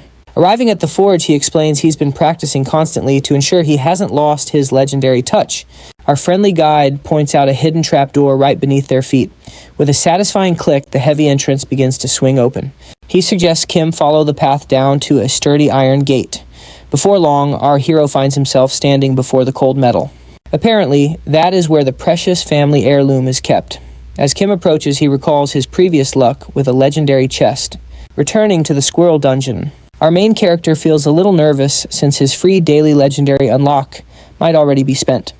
Kang wonders if the mana price scales with the item's rarity. Uncertain of his current status, Kim quickly pulls up his quest menu to verify the details. He panics, seeing a 500 mana price tag, but breathes easier, realizing he is only 10 points short of the goal. Just then, the blacksmith notices his distress. Kim admits he is running dangerously low on mana points at the moment. Fergus chuckles, saying he should have spoken up about needing a measly 10 points. Rummaging through his pockets, he prepares to lend the boy a hand. He reveals a shiny ring capable of boosting both health and mana points for whoever wears it. A notification confirms a 30-minute loan of the artifact, and our grateful protagonist offers a polite thank you. Moments later, he activates his lockpicking skill. A bright flash and a soft click signal the quest's successful completion. A tearful Fergus overflows with gratitude, vowing to immortalize Kim's name in the family registry, which leaves our hero feeling quite bashful. To show his thanks, the mastersmith offers to craft any weapon Kim desires. He just needs the word. He then presents the most prestigious family reward available. The smith immediately begins enchanting the gear to unlock its true hidden potential. Kim watches in awe at the incredible craftsmanship, even earning some permanent stat bonuses just by witnessing such master-level talent. Fergus presents the finished piece, hoping it satisfies, noting he designed it to complement the mysterious riddle Kim currently carries. Meanwhile, our curious main character examines the new equipment. Bursting with excitement, Kim realizes this quest payout was absolutely legendary. Shortly after, the duo makes their way to the sea forest. Kim notes the stunted trees make the place feel more like a meadow. He then reaches into his bag and activates the radar. The device searches for the local boss, revealing a wait time of 1 hour and 47 minutes until it spawns. Thrilled, our hero praises the gadget's utility. Now, they just need to reach the skull marker before the big boss appears. Kang suggests tackling some side missions while waiting. Our hero confidently claims that even with rare gear, the raid will be a breeze. However, his partner confesses he mostly enjoys seeing the wild internet reactions once their gameplay video finally goes live. Suddenly, a high-energy duo introduces themselves as the show's charismatic hosts, Joan and Lee. As our main character gives thanks, on screen, the hosts transition to breaking news regarding the fabled Kingdom of Lhasa. Nearby players gossip about a legendary heavenly sword, instantly piquing our hero's curiosity regarding its mysterious origins. They spotlight a top-tier player who blends pro skills with flawless aesthetics, currently holding the 5th spot on the global rankings. We watch her engage a boss while the announcers admire the golden shimmer on her blade, likely a powerful active attack skill. The commentators continue debating if the effect is a special skill or a passive buff, all while the star of the clip prepares to face off against a massive minotaur. Leaping onto the beast, she delivers a dazzling radiant blow, confirming that her famous sword Snowstorm has hit a level 10 enhancement. The hosts are ecstatic about the first level 10 item, unaware our hero is already rocking a level 12 legendary masterpiece. Next up, they shift focus to a rising rookie whose viral videos have been capturing everyone's undivided attention recently. Our hero literally spits out his lunch in shock. They discuss his unbelievable feats, questioning if such progress is even humanly possible. Finally, the female host announces a fresh upload. The timing of this new video truly couldn't be any better. As the host tells everyone to tune in, the screen fills with the terrifying image of a gigantic scurrying cockroach. Viewers are completely repulsed by the sight. Yet our hero dispatches the creepy crawly monster with almost comical ease. Fans start begging for a channel change, complaining that the disgusting footage is making them lose their lunch entirely. Kim notes their rising popularity thanks to the clips, while his smug companion reminds him he's always open to receiving gratitude. Our lead expects viewership to explode, especially after Tina's priceless reaction. The chat is buzzing about her, clearly charmed by her magnetic personality. Kim explains he keeps her off camera, intentionally hoping to avoid even more chaotic spotlight than he already manages. Kang laments the fact they couldn't upgrade his gloves as well, all due to those pesky enchantment limitations. Our main character clarifies that Fergus's unique style won't work on pre-upgraded gear, and besides, they have completely run out of supplies. The blacksmith sets off to restore his friend's honor and sharpen his skills, promising to assist our hero whenever duty calls again. Incredible. The repeat skill actually applies to enchantments too. Kim just needed to level up first. His partner explains that repeat and unlock are special because they have 0 limits. Our hero figures his skill power will scale alongside his level, just like a special title. Time to test those enhancements. Kang agrees, but insists he hits level 65 before the next city. He is totally pumped to unleash his level 12 legendary weapon on some monsters. His targets for some quick grinding have finally arrived. He looks over to see some truly spooky trees. Kang warns they are sluggish but sturdy. Before he finishes, our main character has already vanished. He grumbles, wondering if the kid would ever listen. Our protagonist charges in like a total beast. He strikes with massive power. The screen already confirms the creature has been completely wiped out. Kim gives a quirky look, realizing he is really vibing with how this glove feels. This game is a blast. He has already cleared the field. Our resident lumberjack just keeps on chopping. Kim notices the experience bar slowing down. His partner explains that the climb only gets steeper now. While checking his gear, our hero admits that is pretty standard for modern games anyway. He is bummed because those trees die way too fast to practice his dual casting battle techniques. Kang just smiles and tells him not to worry. They will find a solution. They are starting to master that skill. For now, he should focus on grinding those levels. Suddenly, his pet trots over with a quest item in its mouth. That mission is almost finished. Our guy checks the radar for the boss, only 3 minutes left until the big encounter. It is a lucky break with no one else around. Kang asks if he is really going solo. Our confident main character says yes. He knows parties are safer, but he has other plans. He wants to tackle this alone. There is nothing like the adrenaline rush of a solo boss fight. At last, the massive tree boss emerges right in front of our hero. Excited, he triggers his dragon eye. The stats show this wooden giant is built purely for defense. Kang spots a golden aura. It is an elite monster, just a beefed-up version of the usual mobs. He points out the menu clearly shows almost every single skill is meant for guarding. This monster drags fights out forever. Its attacks are weak, but the battle is exhausting. Kim is hyped. That exhaustion only matters if he lets the fight last that long. As he lunges forward, his partner notes that stamina should not be an issue with his massive stats. He grins while popping a few buffs. Kang feels like he is watching over a hyperactive puppy. The monster strikes first, launching a flurry of branch attacks straight at our protagonist. He evades effortlessly. This tree is way too slow. He moves in and lands a solid hit. The boss is shocked by that impact. Its health drops 5%. Just 20 more hits and it is over. The boss is furious and lashes out, but our hero dances around every single strike. He mocks the monster as branches fly by. At that turtle pace, it will never touch him. With a simple gesture, he uses wind magic to shred those wooden limbs into tiny splinters. Kim pushes the attack. He triggers demonic fists, and a glowing sigil rains fire down upon the tree. The interface shows that spell just bypassed 50% of the boss's total defense.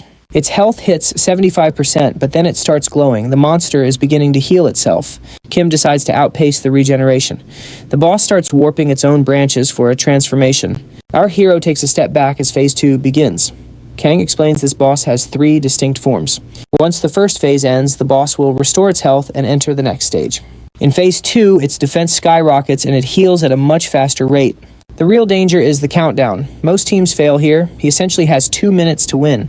Without any status debuffs, he is going to have to find a creative way to finish this. Kim sees that regeneration is the real deal.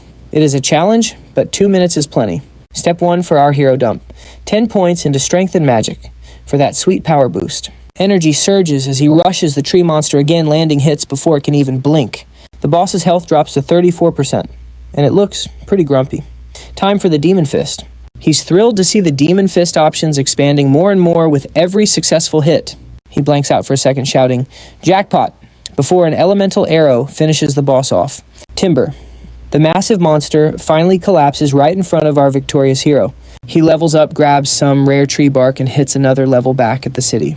Kim reaches level 25, which means the legendary relic questline is finally about to begin. While he's planning his next move, Tina appears with her long-lost memories of the relic.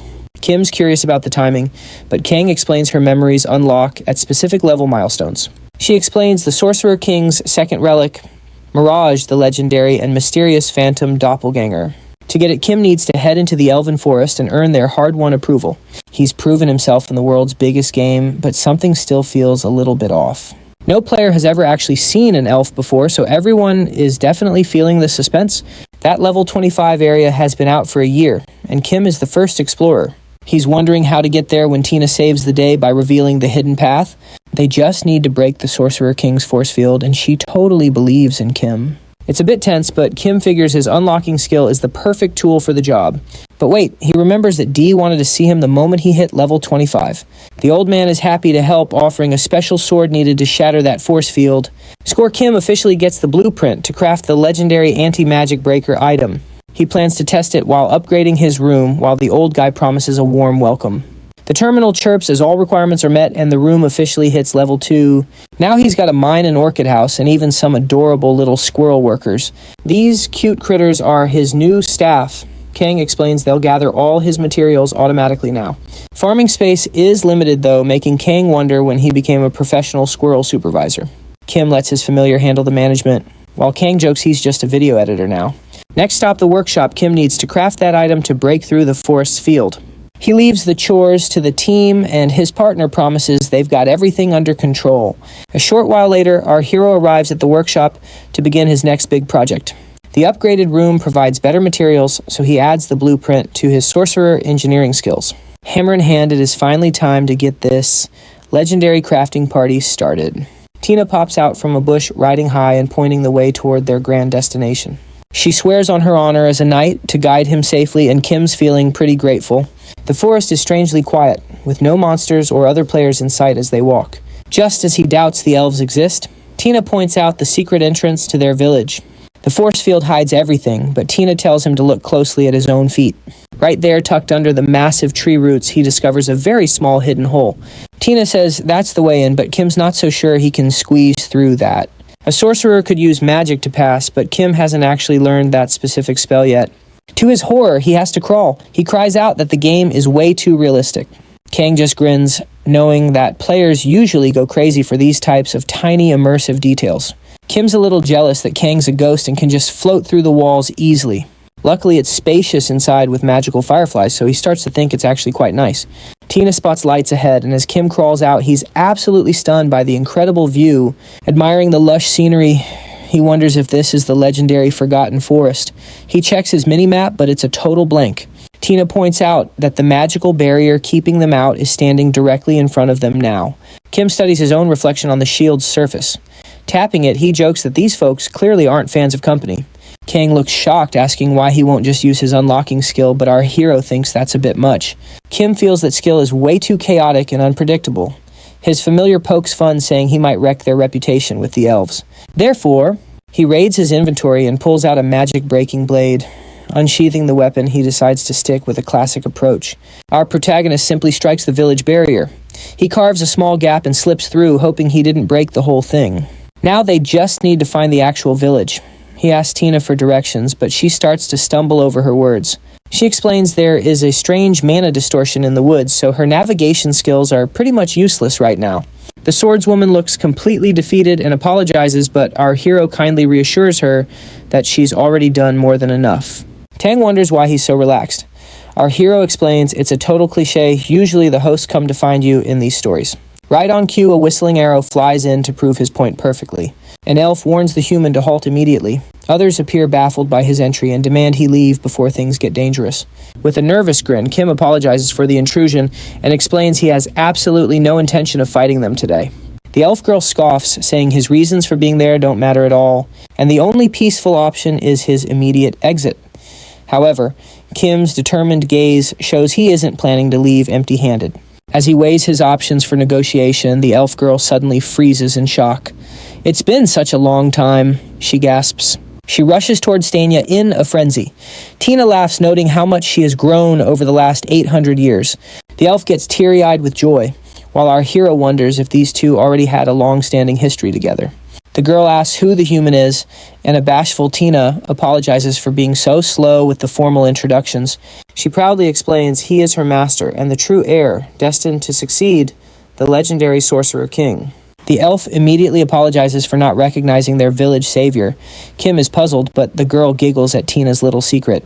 Centuries ago, her entire tribe received life-saving assistance from the great sorcerer, and our hero is pleasantly surprised to see how much gratitude they still hold after all this time.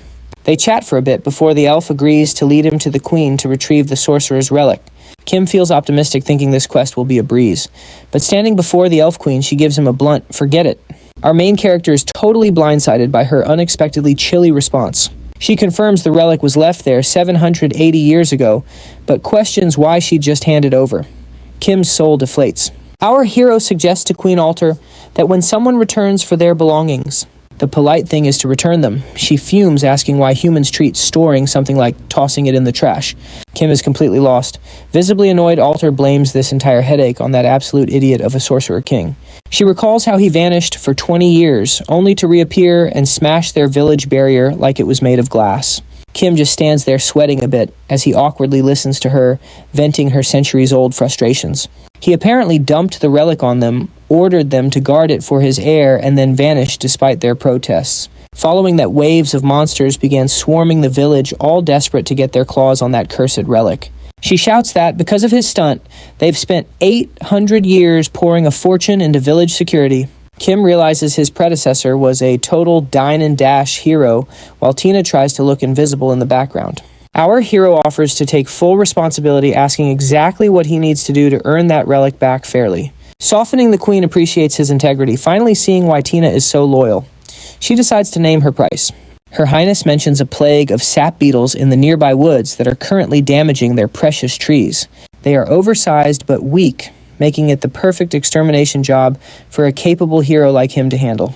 In her infinite generosity, she only asks him to clear out exactly 800 of those pesky insects. Kim realizes generosity isn't the right word, but he's sighing and accepts the massive bug hunting quest.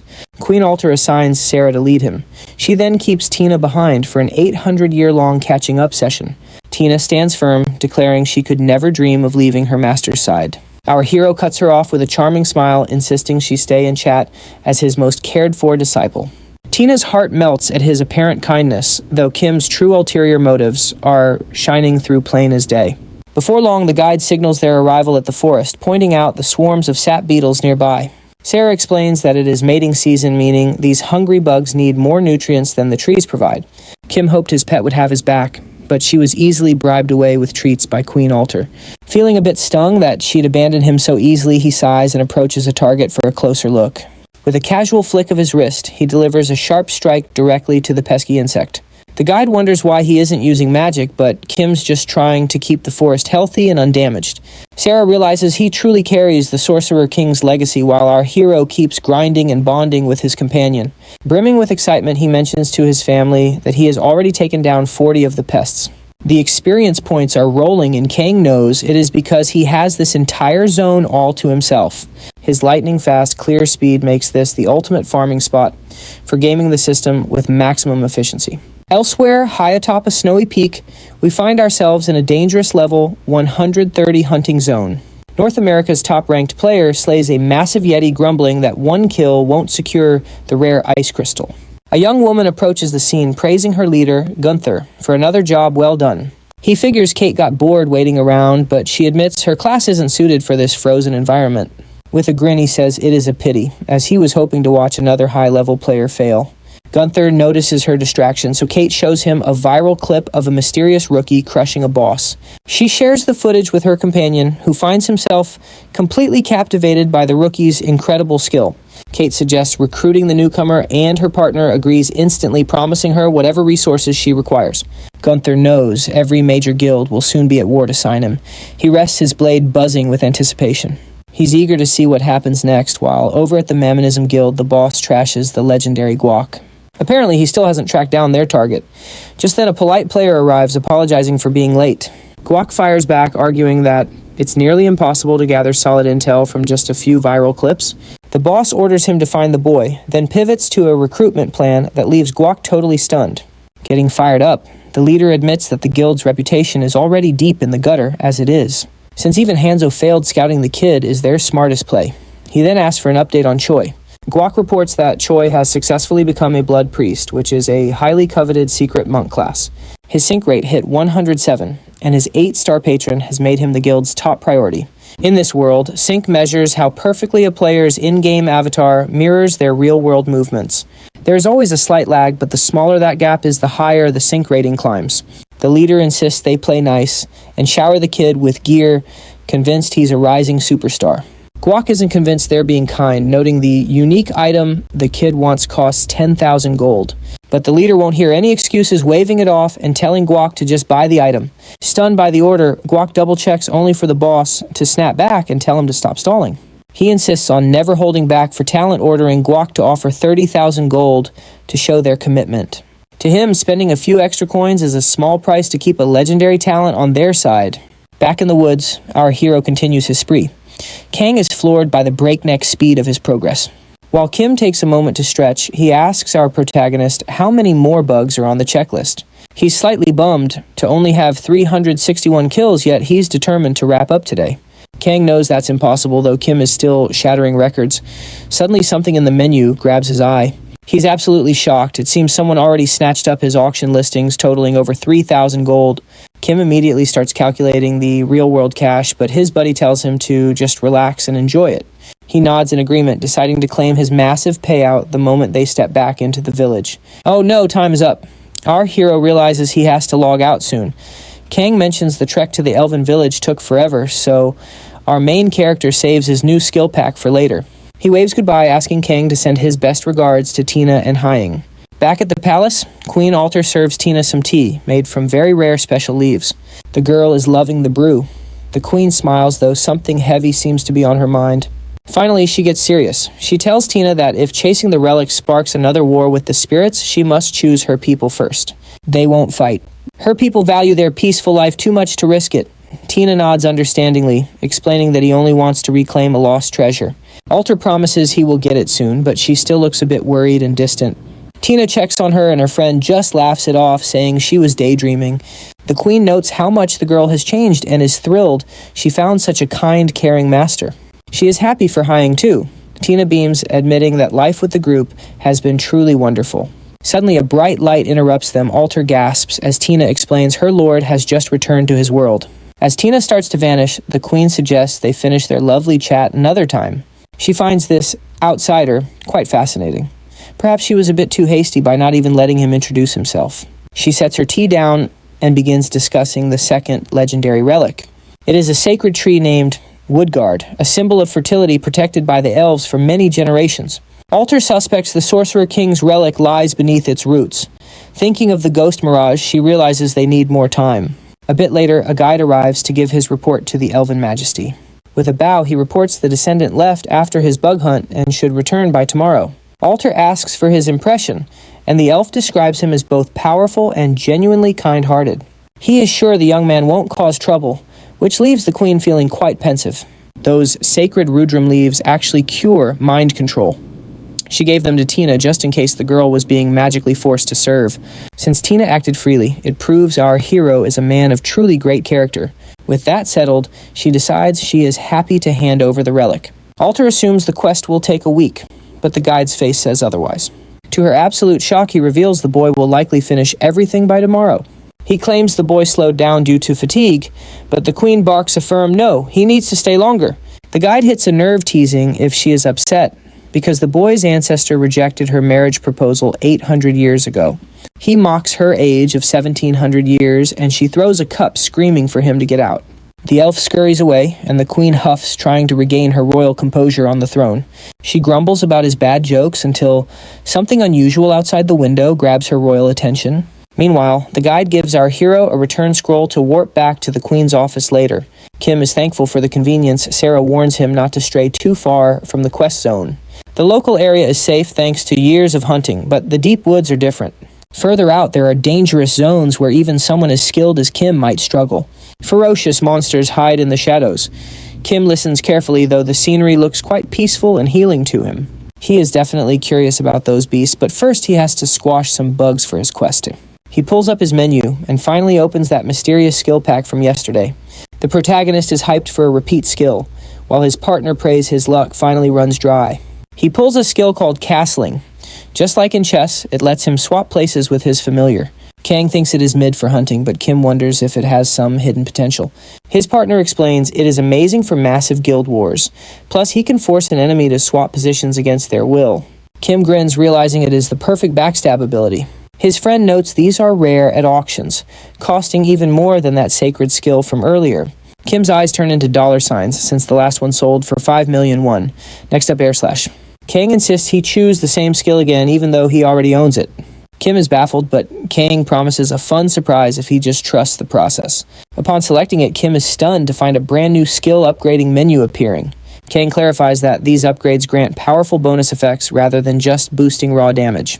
With a 99% success rate, Kim happily enhances his non-tradable card without hesitation. Just as he's celebrating, Kang stops him to share one more secret trick. There's actually a clever way to handle those pesky, locked, non-tradable skill cards. Since the system grants cards frequently, city NPCs offer a special device to combine them. By merging 2 to 6 unwanted cards, players can forge something entirely new and powerful. Quality matters. High-level cards yield better results, and fans even post recipes online. Kang mentions the massive player obsession, while Kim prays he avoids that addictive rabbit hole. Fully powered up, Kim decides it's finally time to return to the insect-filled grind. He's halfway through the quest, but the monsters seem to be taking a lifetime to spawn. Even his familiar finds the silence eerie, causing Kim's internal alarm bells to start ringing. Comparing them to bees seeking nectar sparks a sudden brilliant realization in Kim's mind. Suspecting a nearby nest, Kang suggests tracking them, catching Kim off guard with the plan. They venture deep into the woods, trailing the swarm, until their hidden destination finally appears. Finding a bug-infested cavern, Kim is shocked by the sheer number of insects scaling walls. Entering the damp darkness, he discovers an even more massive infestation waiting for him. Ignoring the ruined landscape, Kim unleashes his upgraded skill, obliterating a whole cluster of bugs. Despite the cooldown timers, the boy stays energized and continues swinging his fists with gusto. Magic spells finish the job, and Kim feels like he's found a monster-slaying paradise. Clearing the mobs with ease, he grins and admits he truly loves this gaming life. Kang senses something sinister. The insects didn't even try to defend themselves or escape. They accepted death willingly, prompting Kang to ask him if this behavior feels normal. It's definitely bizarre. Reaching level 32 means they need to stay alert and move cautiously. Instead of retreating, Kim insists on hunting down whatever is attracting all these mindless bugs. They fight deeper into the cave, carving a path toward the very heart of the nest. The atmosphere shifts suddenly, and Kang warns that a massive boss fight is likely imminent. A towering silhouette looms through the mist, leaving Kim straining to identify the hidden threat. Just as he prepares to strike, a system tip reveals that skipping skill chants slashes their total effectiveness by 50%. Chanting boosts power, but telegraphs your moves, making you an easy target in PvP combat. Forced into a corner, Kim realizes he must master the art of the silent chant. Using a riddle to cast air slash silently, he avoids penalties and strikes the boss hard. Kim holds his breath, analyzing the giant creature to see if it's actually a praying mantis. Could this gargantuan bug really be the boss? What kind of monster is he facing? An event triggers. Kang warns that this boss is 35 levels above Kim's current rank. Using Dragon Eye, Kim sees the monster possesses terrifying legendary 8-star abilities. Kang reveals it's the Ice King's son and rejects Kim's plan, looking deathly serious. He declares the battle unwinnable and insists they retreat immediately to save their lives. Kim is confused, but Kang's face pales as the behemoth locks its eyes onto them. The Titan strikes first, unleashing a wave of potent mind control magic across the cavern. Kim's passive skill shatters the mental cage, leaving him both nervous and thrilled by it. Kang warns those 8-star skills are just starting, questioning if Kim remembers his eye's limitations. He's reminded that the item is blind to 9-star powers, which totally sends our hero into a panic. Finally, it clicks. He can't see any of the boss's skills that rank above 8 stars. The monster looks pretty grumpy, and Kim figures it's because his skill shut down its minions. They share a tense stare down until the creature unleashes a power that looks just like a blizzard. Whatever this is, his HP is tanking and the ground is rapidly turning into a skating rink. He thinks he's toast. The beast casts Permafrost, a 9-star skill, pinning Kim's feet to the ice. Caught in the blast, a nasty slow debuff hits him, turning him into a sitting duck. Panicking, he scrambles to open his inventory before the next big hit lands. He snatches a scroll and uses his unlock skill to break free from that icy trap. He rips the scroll, releasing a burst of energy, just as a massive wave of ice rushes in. With a sudden flash of light, his emergency teleport triggers and whisks him away. Safe at last, his legs turn to jelly. He collapses breathless, thinking his life was over. Kang sees the kid is in total shock. This is his first time actually having to run away. He checks if Kim's okay, and our hero just mutters, "If I'm okay." Then he grins wildly. "Of course I am. That was a blast. Next time that boss is toast." While his friend just stares, thinking this kid has definitely lost his marbles. Dying to know what happened, he begs Kang for info since the guy clearly knows the lore. He's shaking Kang like a leaf when a female voice interrupts, promising to explain everything. Alter appears looking serious, making Kim feel awkward as he wonders if she came just for him. The queen huffs at how reckless wizards can be, then orders him to summon Tina and follow. At the office, she offers a reward first. With a snap, the menu pops up showing he finished the quest and earned her respect. Pointing to a chest, she says it's his, inside a legendary hero-class bracelet. Kang says it's a top-tier item he'll use forever. The familiar suggests picking hit-based spells next. Those specific spells trigger on impact, and the best part, 0 mana cost. He could even link a healing spell to hits and ditch health potions for good. She also gives Tina an elven bow. Now it's time to talk about the real mystery. She asks about the geyser fragment, that terrifying praying mantis thing from the quest. Kim mentions tracking the bugs to the cave and finding that insanely powerful beast. Alter admits he's lucky to be alive. That fragment is actually one of the 4 catastrophes. The 4 catastrophes have existed since the very dawn of time. There's the East Sea Serpent, the West's Ice Spirit, the South's Hurricane, and the North's Phoenix. Alter warns that one move can wipe out a kingdom. Their battles turn lands into dust. Legends are everywhere, but hard facts are rare since they're basically living myths. But the Queen is certain about one thing. He can't even fathom the true scale of their overwhelming power. They're like natural disasters, hurricanes, or earthquakes moving without any rhyme or reason. Every living soul lives in constant fear of a sudden, unprovoked attack from these titans. Kim's amazed the world survived, but Tina notes these beasts occasionally bring blessings too. Our hero is doubtful, but his companion brings up a story from 800 years ago. An alliance of false gods tried to hunt the phoenix because they feared its power. To end it, 3 9-star warriors and 15 8-star elites fought the legendary bird. They lost miserably without even scratching it. Their 9-star leader Hercules died in the flames. Our hero is floored. Kang finally realizes why nobody could summon Hercules for 10 years. He perished before he could ever become a patron spirit. Kim learns 9-star spirits hit level 400, but Tina says catastrophes reach level 800. Totally stunned, he listens as she credits the Akarim students for that wild info. Our hero realizes a fragment of those massive monsters is just wandering the woods. He asks the queen if she's really comfortable having that beast lurking nearby. Alter explains they can't leave. Elves need the Tree of Life seed to survive. That essential seed comes from the fruit of Rudron, ripening in just 1 week. She doubts the monster will wait, though the queen notes its current weakened state. His dragon eye confirms the beast's health and mana are down to 1/3.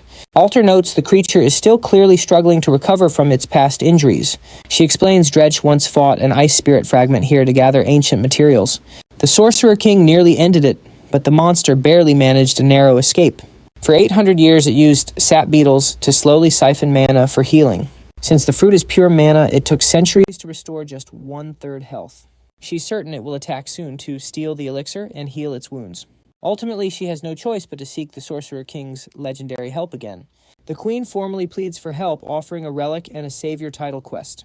Kim notes he can refuse, but his reputation with her would be totally ruined. Kang smirks, seeing that rewards will now shift based on the player's specific choices.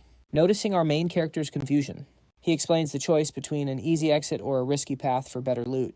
Fired up, our hero chooses to head into battle alongside Alter without hesitation. He feels that even for a casual gamer, walking away now just isn't right. Alter asks him to guard the fruit instead of hunting, buying her more time. The queen admits she's exhausted and defeating the fragment directly is a massive gamble. But does the monster know that a planted seed can never be removed again?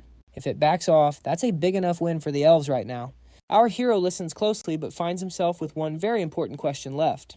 He agrees to the plan but asks if she'd mind if he just killed it. Later, Kang asks if our chill player was actually serious about taking that thing down. Kim laughs, admitting he might have just gotten a little too swept up earlier. The words just slipped out, but he wants to see how things develop first. He knows this fragment is on a completely different level than his previous foes. Remembering the permafrost skill, he's shocked by the power of a 9-star ability. He wonders about using a 1-star patron for first pulls to save skill points. Kang says many try that low-star route, but almost everyone fails the execution. High-level skills drain massive mana, costing 1,000, making them unusable at level 1. You generally have to wait for a class change to handle that much power. He warns that even if you manage the cast, other major problems will follow. Kim tenses up hearing about matching stats and the need for solid backup skills. Kang mentions a rare express package from Hidden Quests that can bypass these limits. Our main character asks his master a question and his partner tells him to proceed. Kim asks if he knows how to unlock the hidden secrets of 9-star skills. The guy smiles, saying he wouldn't have mentioned it without having the key. Both heroes start worshipping the patron for the info, leaving him completely caught off guard. Finally, they decide to check for more quests available in the quiet elven village. While waiting for the fruit to ripen, our hero plans to grind levels before tackling that fragment. Tang totally agrees, though. He is a newbie here and cannot suggest any specific quests yet. No worries. Our main character is sure the elf village has plenty of work for them. While strolling through town, 2 friendly elves stop him with requests to gather some random materials. Another villager asks him to handle the pesky monsters that the fragment lured into the woods. Even the queen has a quest. Apparently, she is a wonderful leader, but absolutely hopeless with directions. He is asked to find her since she is likely lost again. Plus, the experience is fantastic. Soon after, our hero collects a pile of rewards and happily gifts them all to Tina. She is thrilled. Kim brags that the elves adore him, but his partner asks about the fragment. With a cheerful shrug, the kid says he will just cross that bridge when he gets to it. A new quest pops up, find the queen again. Weird, right? She should know her own city. King does not mind. The experience points and rewards are just too good to pass up. She is always wandering off. Kim wonders if the legend of elves being master navigators is a myth. It seems the dream of elves being elite trackers is officially dead. Deep in the woods, our young hero finally spots the elusive elf queen. He tries to wave, but his partner suddenly yanks him back. Kim is startled and totally confused. Kang asks for their location. Our hero replies that they are right near the Tree of Life. Then it hits him. The Tree of Life is in a remote area elves usually avoid. Why is Alter here? She finds a hidden entrance and quietly slips inside. Our main character realizes her behavior is incredibly suspicious. Kang asks for a plan. Kim says they have to finish the quest regardless. He tells his partner they must follow her. With a grin, he adds, "Who knows? Maybe the queen has a fun surprise waiting. I have got to see this for myself." Kim enters the tree. A notification pops up, first human to enter. He receives a blessing. Elves were not expected here for a year, so he is the first. Everything is going perfectly. Keeping up with the queen should definitely lead to some epic rewards. They reach a fork in the road. Kim is pretty sure he knows which way she went. He points to the middle path after spotting some faint marks on the ground. It is getting freezing. This icy chill feels just like that creepy beetle cave from before. He should not be here yet. A strange sense of dread is starting to settle in. They find a stunning clearing. Look, Alter is actually lying right on top of a coffin. The familiar senses. The coffin is the source of the cold. Kim jokes about her napping spot. A magic circle suddenly glows above her. His friend warns him that it is time to hide. The geyser fragment appears from his hiding spot. Kim wonders what it is doing here. Arctic air begins to swirl and spiral wildly throughout the entire room. The fragment is forcing the cold into the coffin. Kim is worried and senses danger. Kang gets serious. The queen did not just disappear. Surprisingly, he says, the elf actually became the fragment using a very special skill. It is a rare 8-star boss skill, camouflage. It was pretending to be her, but the familiar feels there is a deeper secret involved here. Reverting to the queen, she sadly whispers that it is almost time and leaves. Kim is terrified. As she exits, our main character panics, fearing he is about to be discovered. Kang suggests they take a moment to analyze everything before moving forward. The fragment is posing as the queen to wreck the coffin. Then it just left. He might know what almost time means. Let us check the coffin for clues. It looks delicate, yet an intense chill still radiates from within. No damage here. He realizes she's not wrecking it. She's actually keeping it safe. Kang notes a missing link. Plus, the seal is broken opening. It seems impossible now. Lucky for us, our hero is a master locksmith and he's already on it. They share a look, both hitting the same aha moment at once. Approaching the coffin, our guy is pumped. He uses stolen lockpicking and energy sparks fly. They're floored. A single golden hair appears and Kim is totally lost for words. The Elven Queen is resting peacefully inside. Wait, if she's here, where's the legendary relic? His partner seems to finally connect the dots, but suggests a quick exit. Kang explains the fruit is ripening. The scenario event is starting. The menu shows 1 hour left. They start sprinting as the clock keeps ticking down. They arrive at nightfall. 0 hour. The elves are screaming that it's a total emergency. Monsters are coming. Chaos erupts as everyone rushes to protect the kids and stay safe. They pray for Rudrum's protection against this encroaching shadowy evil. Suddenly, the fragment appears with a monster horde. Archers and mages get to your positions. She gathered everyone possible, but they're still hopelessly outnumbered by that massive army. It looks like the fragment recruited every single beast in the entire region. Altair arrives. If they breach the shield, even the sacred tree's blessing won't save them. Stay calm and hold the line. Defending our home is the only way to win. She watches suspiciously, wondering what the Sorcerer King's heir will do next. The monster army moves in. Archers fire. Protect your families, your homes, and the tree. Aim for the sky. Mages hold those barriers. But wait, why is the fragment just standing there? It's after the Tree of Life. She readies her bow, determined to stop it here. She lets an arrow fly. After all, there's no easier target than a sitting duck. The arrow strikes home. The monster shatters. It was a decoy. She turns to the queen, but she's gone. Where did she go? She yells, racing toward the sacred tree in a panic. She knew it was a trick. Geyser's fragment, come out and show yourself, she demands. The creature scoffs. You're sharper than the other fools for spotting my hiding spot. Busted, our hero says, talk about awkward, it's him, the queen, and one very angry monster.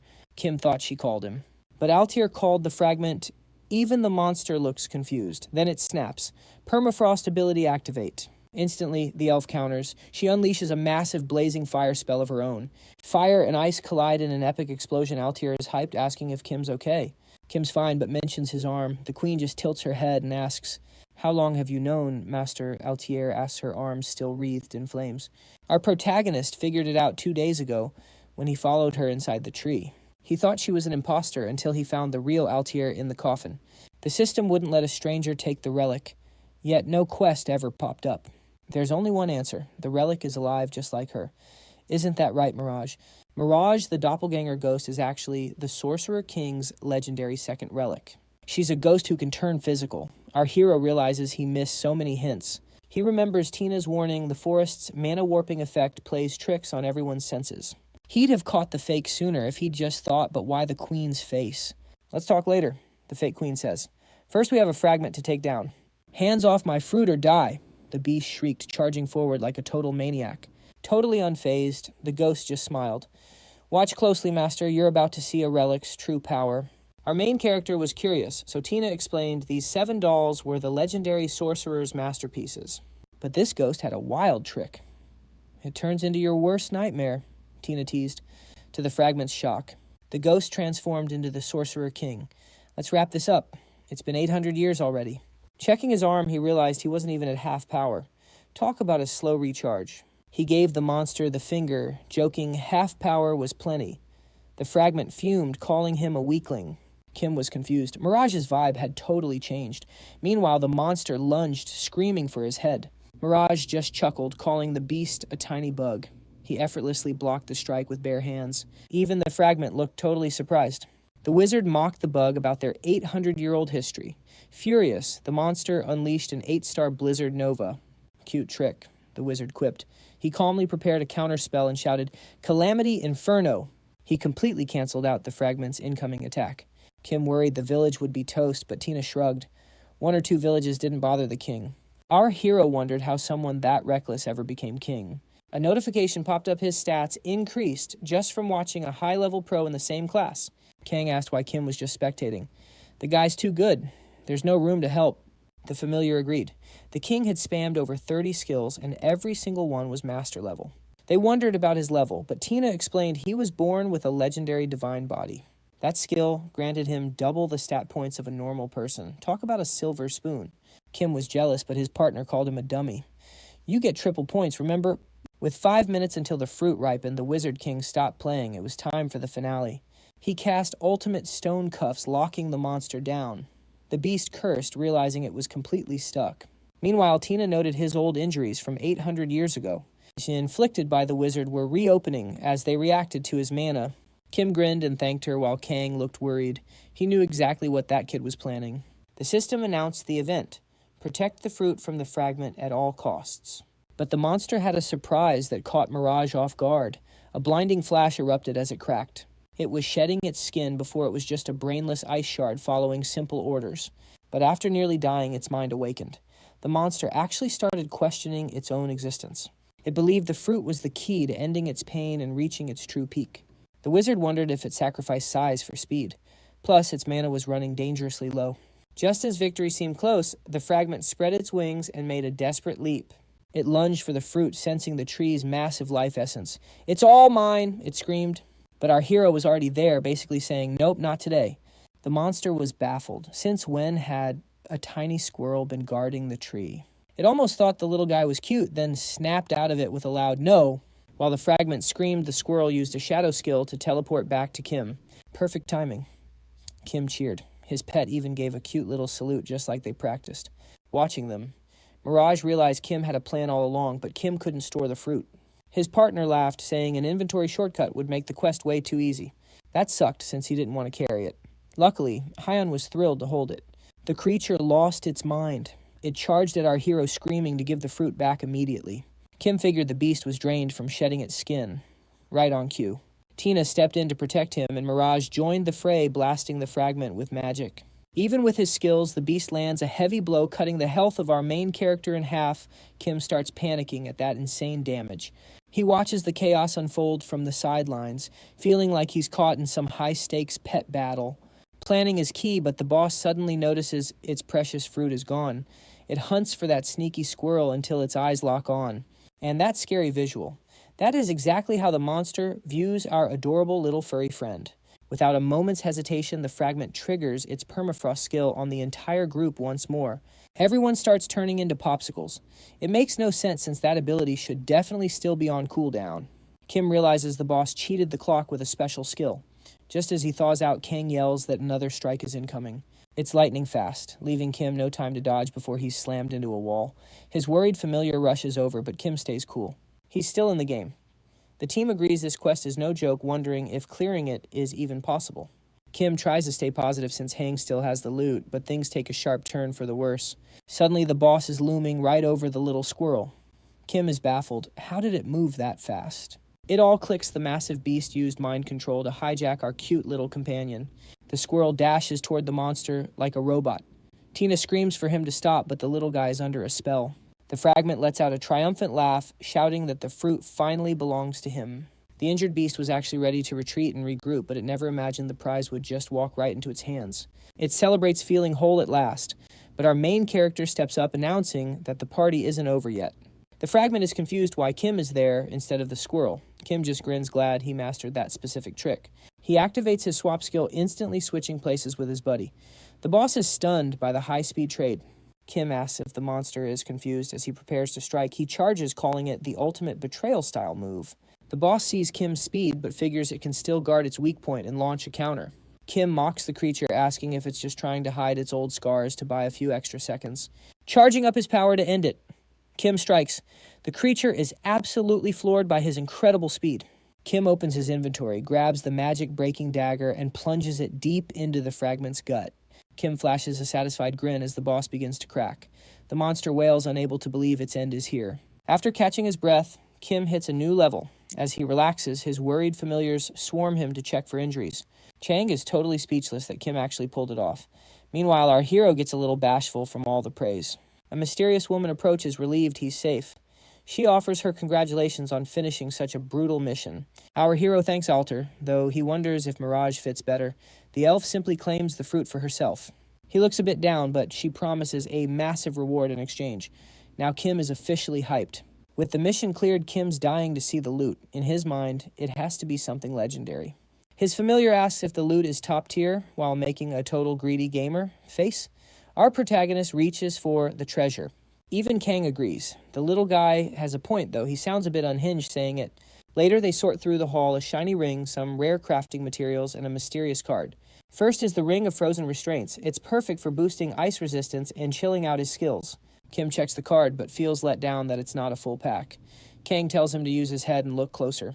He asks why players would risk everything to fight a boss. Kim finally realizes it's all about the superior gear. His familiar nods, explaining that bosses drop exclusive items, but there's a much bigger secret involved. He explains that bosses have a tiny chance to drop high-level skill packs. Since they're so rare, those skill packs sell for a fortune. Then he mentions another way to get just one card.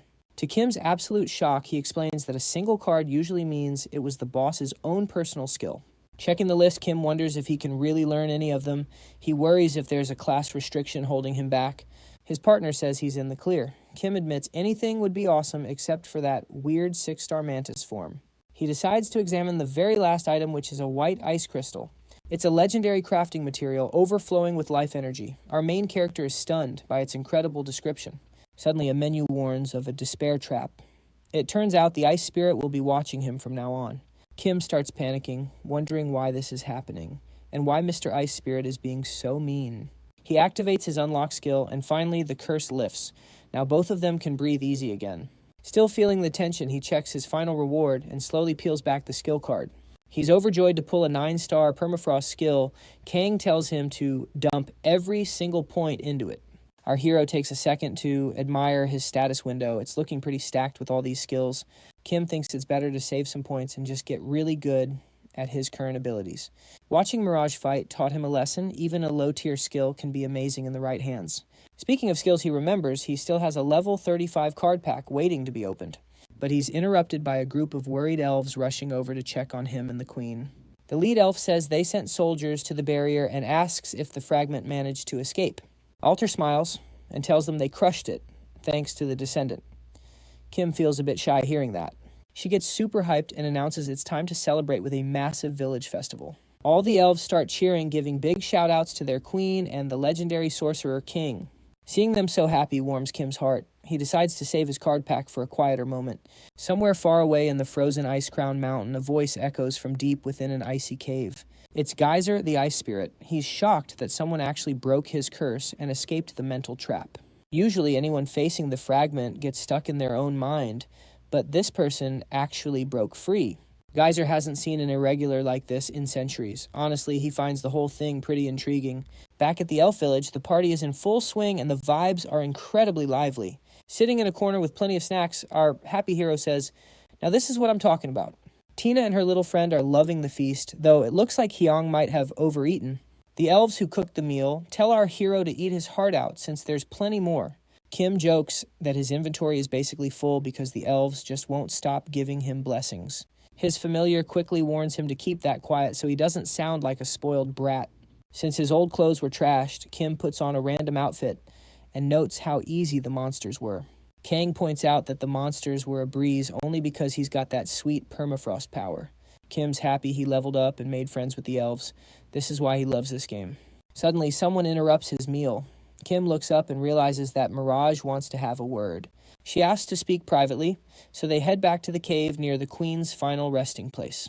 Mirage reminisces about Queen Alter's kindness, remembering when he first visited the village 800 years ago. He explains that 3 puppets, including himself, once helped the Sorcerer King battle against the terrifying fragment. The fragment was incredibly powerful, but they managed to wound it and bring peace to the elves. Kim gets curious about the 3 puppets, realizing there must be another one besides Mirage and Tina. After gathering more materials, the sorcerer finally returned to see the queen about 20 years later. That was when Akram lost the patron spirit war. Kim notices the conversation is getting pretty heavy. Mirage says he was left behind there. In Kim's mind, the sorcerer sounds like a real piece of work. He just dumped Mirage there, but Alter felt bad and let him live freely in the village instead. He was happy living with the elves for a while, but unfortunately, that joy didn't last very long. Mirage eventually discovered that Queen Alder was suffering from a very serious and chronic illness. Even with her powerful magic, she couldn't stop the inevitable. She told him that's just how nature works. But Mirage couldn't accept it. He desperately wanted to repay her for all the happiness she gave him. He spent years studying ancient elven inscriptions, searching for any kind of miracle cure for her. He finally found a legend saying the first leaf from a tree of life can cure any disease. Since the original leaf was long gone, his only hope was for a brand new tree to sprout. It takes 800 years for a tree to fruit, so he's been sacrificing his mana ever since. To keep her safe, he sealed her in a chilled coffin, preserving her body for centuries through extreme cold. Kim connects the dots. That freezing aura came from the ice spirit, explaining why he morphed into a shard. Mirage nods. It was the most overwhelming ice energy he'd ever felt in his life. For 800 long years, he lived a lie as the fake queen to protect her sleeping form. Tina is amazed by his dedication, but the fake queen just smiles, telling her there's no need for tears. Overjoyed, Mirage approaches the coffin, whispering that their peaceful days are finally returning. With a single touch to the floor, a brilliant light washes over the entire hall. Kim stares in awe as the Tree of Life sapling magically sprouts right before his very eyes. The double reaches the coffin, gently placing the mystical leaf upon the true queen. Alder blinks awake, totally lost, as Mirage softly asks if she's all right. The boy can't hold back anymore. He rushes forward and gives her a massive, tearful hug. He proudly shares how he guarded the village, and Alder thanks him for keeping his promise. It's such a wholesome moment that even our hero Kim starts tearing up a bit. Kang's getting choked up too, though he's way too embarrassed to actually admit it. While players everywhere watch his viral video, Kim officially unlocks the elf race for the entire server. Comments are blowing up about our new celebrity as the group prepares to bid the elves farewell. As a reward, Alder hands Kim another leaf of life, boosting his stats even higher. Mirage vows to hunt down the false gods, promising the queen that her people are finally safe. The queen reflects on his incredible effort, living her life for 8 long centuries. Kim asks if the secret's out, and she laughs, saying everyone definitely noticed something was up, especially since the queen suddenly developed a terrible sense of direction. The elves wave goodbye with gratitude, while Kim notices he's just 2 levels away from level 40. It's time to grind. His partner knows the perfect spot to snag that missing experience. Just as he mentions needing supplies, an ominous red system window flashes before his eyes. He's faced a true catastrophe. The ice spirit whispers that it finds our boy quite intriguing. Kim is frozen in fear as the monster decides to grant him a very special gift. It places a bet on Kim to break the cycle, handing over a ring with one-time godlike power. Kim collapses, leaving his friends panicked while he reels from the encounter. Later, they return to the city. Still confused by the spirit's cryptic words, Kim asks Kang to help decode the mystery. Kang suggests it might link to Kim's 10-star skill or perhaps his unique 0-star patron. Shaking it off, they visit a shop where the clerk hails Kim as a divine messenger.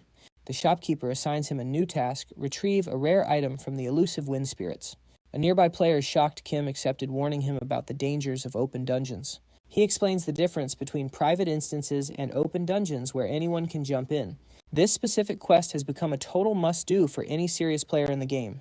Everyone is farming for set bonuses, but you can also trade essences for the gear you need.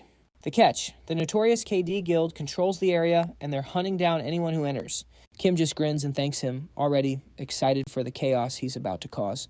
Kang sighs, knowing full well that danger is just another word for fun to this kid. The world chat is full of players venting about the KD guild's greedy and toxic behavior. These bullies took over a rival guild and constantly mock other players for being weak.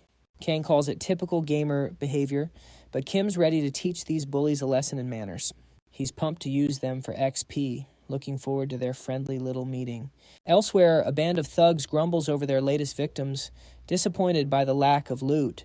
Suddenly, Kim drops in out of nowhere, putting the entire group on high alert. Playing it cool, our hero claims he just stumbled here for some easy leveling experience. The thugs are stunned, but their bald leader offers a special 10,000 gold coin toll. After a moment of mock thought, our MC politely notes that the price is totally ridiculous. He casually strolls right past them, deciding to scout the area himself, regardless of their rules. Enraged, the brute swings for the kill, only for our OP protagonist to block with one finger. Calling it self-defense, Kim shuts the guy up with a massive fist straight to the jaw.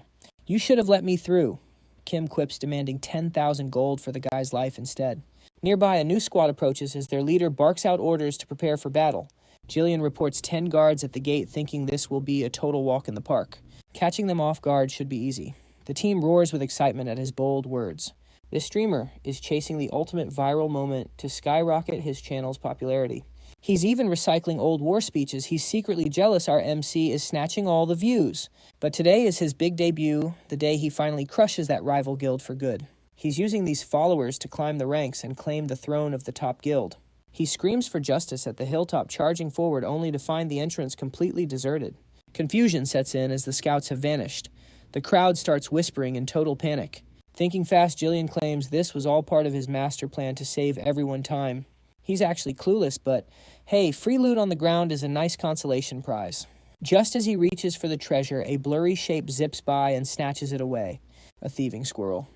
They chase the critter, but sudden screams from the cave stop them cold. Suddenly, a rival faction arrives on the scene looking for a fight of their own. They charge in screaming about monsters, while the local guild prepares to defend their turf fiercely. Caught in the mayhem, Jillian shrugs and orders his mob to join the massive brawl. Deep inside, a fallen player calls Kim a monster, but our hero just smiles politely. Free XP and stolen loot. It's a great day. Hong returns with armfuls of shiny treasures. Tina suggests splitting up to maximize their efficiency, though Mirage looks a bit hesitant to fight.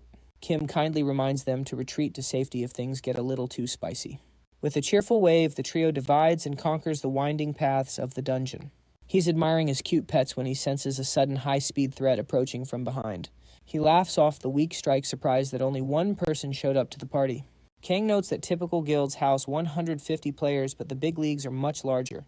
Top-tier guilds boast over 500 members, all scaling with their leader's impressive level. That's a huge crowd, but for Kim, it just sounds like more targets for his mischief.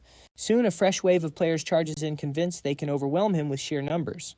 They're trying a mob train on him. Kang explains they're luring monsters to do their dirty work. The plan is to ditch the monsters and vanish, leaving Kim in a world of trouble. As they slip into stealth, Kim just smiles and thanks them for the free XP delivery. It's like a gift-wrapped present. He immediately unleashes his devastating permafrost skill on the crowd. That's over 100 damage. Combined with his gear, he can one-shot anyone under level 40. The players wail about death penalties, but Kim is too busy enjoying his cool new powers. Looting manually, since his squirrel is busy, he notices a strange, powerful presence nearby. He finds a team surrounding a menacing wind spirit that radiates an aura of pure malice. Watching from the shadows, he carefully observes the high-level chaos unfolding before his eyes. They're tackling the raid boss with precision, though something about their coordination feels a bit off. Kim wonders if friendly fire is on, and Kang confirms different parties mean no one is safe. Our familiar explains that four-man squads are easy to form, but organizing a massive raid requires a feudal lord's stamp of approval. The players ahead have split into two camps. Using his dragon eye, our main character starts scanning their stats. Keeping a low profile, our protagonist triggers silent casting while observing the guild's messy struggle against the boss. He whips up a fireball that perfectly mimics the guild mage's style, then lobs it right at the other squad.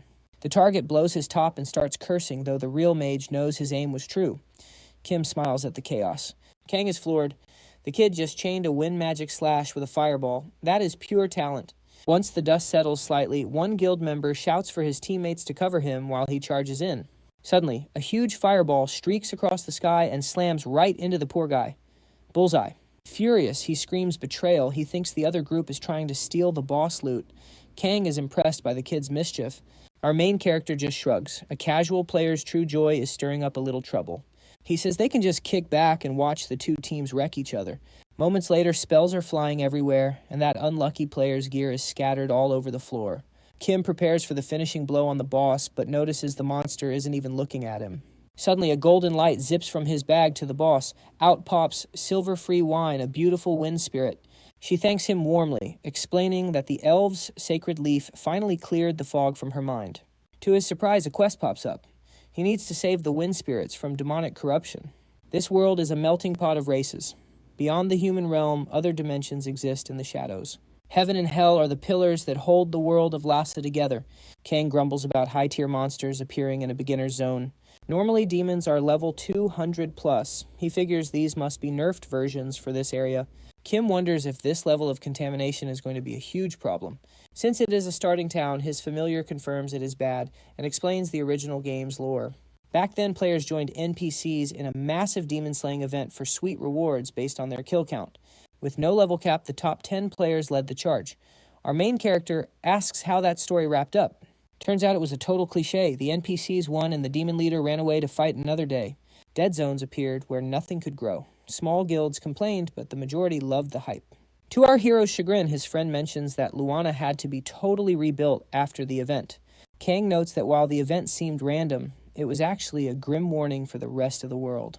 Our hero asks if finishing this quest will stop the demon domains from spreading.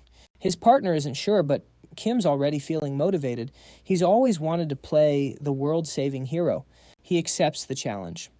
The spirit sadly admits that despite her best efforts, she couldn't save her friends and ended up tainted by the dark energy herself. Fearing she will lose herself again, she points toward the cave wall as the only solution. She places her hand on the stone and begins chanting in a mystical ancient tongue. Kim watches in awe as a hidden passage grinds open. She's done everything she can to hold the line. They head down the secret path until they feel a massive suffocating surge of demonic power. The spirit urges him to destroy the demonic core. Kim tells her to go rest. He can handle it from here. Once she is safe, Kim worries. She explains that spirits are made of nature's energy, making them very vulnerable to corruption. Kim starts putting the pieces together and reaches a startling conclusion. That item turns the area into a mini hell. Since there are only 100 in existence, a guardian always watches them. Kang warns him that the difficulty level depends entirely on who is standing guard. Understanding the stakes, Kim prepares to dive back in. He double-checks if smashing the core is enough. The spirit woman promises to handle the smaller corrupted spirits while our main character briefs his familiars. While Mirage is shaking in her boots, Tina is pumped up and says she has a special gift for Kim. Then, to his delight, she presents a pack of mid-tier cards. Kang finds it strange, noting there should be a level delay. But our main character is just itching to open them. Hyped up, he pulls the first card and sees a brilliant rainbow glow. Our hero is thrilled, having never seen anything like it. His familiar cheers as he lands a lucky 8-star skill. This buff is massive. However, the guy grumbles about the low-tier cards, which drives Kang crazy. Talk about being greedy after such a big win. That skill will definitely be a lifesaver when things get dicey. The very last card reveals a brand new mount skill. It is good, but not exactly rare. Even though Tina looks a bit disappointed, he chooses the 8-star skill for his family. Now that the loot is settled, Kim is ready to get moving. The moment he touches the core, he realizes it is a hidden dungeon. The system asks if he will enter, and obviously he says yes. He wanders through the strange area feeling a bit let down because he expected something more epic. It looks like a standard dungeon to him. Kang explains that every place has its secrets and points toward a glowing purple crystal. He wonders if that is the fabled demonic core. Suddenly, a menacing voice booms, asking how he dares enter. A massive, angry minotaur appears, calling himself Kroll, a servant of a Duke of Hell. Tim gets into a fighting stance, planning to take down the big bull and smash the core as fast as possible. But Tina steps up politely, asking him to let her handle this fight. She claims demons are simple and wants to test her fresh skills. Our main character worries since she is only level 15, though. His partner suggests letting her try, noting she can recover later. So Kim gives the green light and Tina jumps right into action. The Minotaur spots she is a homunculus and charges, shouting that this little skirmish will end in a heartbeat. He swings his massive axe with a roar, but suddenly the room glows.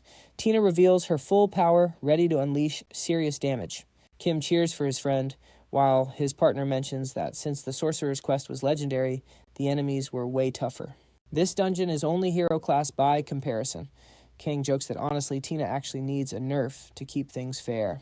The battle rages on, and Tina slowly but surely begins to dominate the fight. She teases the Minotaur, making him furious. He screams about her disrespect, but the girl is finished playing and decides to end it. Activating her Radiant Order skill, she lands a devastating blow. The monster falls, and Kim watches his experience points skyrocket instantly. Tina is beaming because she defended her master's honor. He thanks her warmly and receives a special badge tied to that previous event. Apparently, you can collect these tokens and trade them for some truly awesome rewards. Our hero catches on quickly and gets super excited. But first, he wants to handle a small piece of business. He fires a flaming arrow directly at the corrupted crystal. With that, the dungeon is cleared. He teleports back to the cave, appearing right before the spirit woman. She greets him happily. Our guy asks if the forest will be back to normal now. She explains that because the contamination was so deep, nature will need a little bit of time to fully heal itself. Kim feels like he did not do much, but she insists his help was vital. She offers him a special reward as thanks. To Kang's pure shock, our hero levels up yet again. Plus, he receives 100 bottles of rare wind essence. While the familiar panics over gaining 2 levels in 5 minutes, Kim just smiles. He is really starting to love this lifestyle. Since the dungeon is done, his next goal is to crush the remaining guild members. A short while later, he watches the action. He enjoys seeing justice served as other players team up to chase the villains out of the Wind Cave for good. Leaving the chaos behind, he pops a teleport scroll and heads straight back to the bustling city of Luana. The two friends chat about their next move, considering all the new possibilities. Finally, our hero makes a solid plan. Since the local lord is nearby, he decides to sort out the badge situation first. Later, guards stop him because commoners are blocked. But Kim politely explains that he has urgent business with the lord. The soldier laughs, wondering if he has lost his mind. You cannot just walk in, but our hero smirks and reveals his badge. At first, the guards are confused, but then they realize it is the proof of defeating the demon Kroll. An older gentleman approaches to see what the fuss is about. After inspecting the badge, he becomes very intrigued. Luckily, this man is much more reasonable. He apologizes for the guards and offers to escort our hero to the lord personally. As they walk, Kim cannot help but notice how incredibly fancy the castle looks. Finally, they meet the man in charge. The lord himself offers our hero a very polite and warm welcome. Lord Chris admits he never expected demons to reach the gates and credits Kim for saving the city from total disaster. The Lord wants to show his gratitude properly, but Kim humbly insists he just did his duty. Seeing their bond grow, the Lord warmly welcomes the city's savior and tells his butler it is finally time for the reward. Kim beams when the Lord admits he was not sure what to give him as a gift. So he prepared everything. Kim is stunned to get 10,000 gold and a permit for an assault unit, which the Lord gladly offers. The Lord is truly thankful and promises to help with any other requests Kim might have in the future. This generous offer gets our hero thinking, and a brilliant new plan starts to form. Elsewhere, a group cheers after conquering the Wind Cave. Everyone shouts for Jillian, who actually starts getting a little teary-eyed. He knows the rival guild was small, but honestly, a win is a win in his book. He is hyped to get rich from the cave loot, but a guard suddenly appears and totally ruins the party mood. The guard announces that the demon attack means nobody can enter the dungeon without official permission from now on. While the players grumble, the guard warns he will arrest anyone who dares to defy the Lord's new decree. The streamer panics, realizing all his hard work was for nothing, since the cave is now off limits. Kim discusses the assault unit with his pal, and though he prefers solo play, Kang thinks he is destined to lead raids. Kim decides it is time to go level up some more at the hunting grounds until a voice calls out, "God of War." Kim is surprised to see Hanzo acting so friendly and excited about their random encounter right in the middle of town.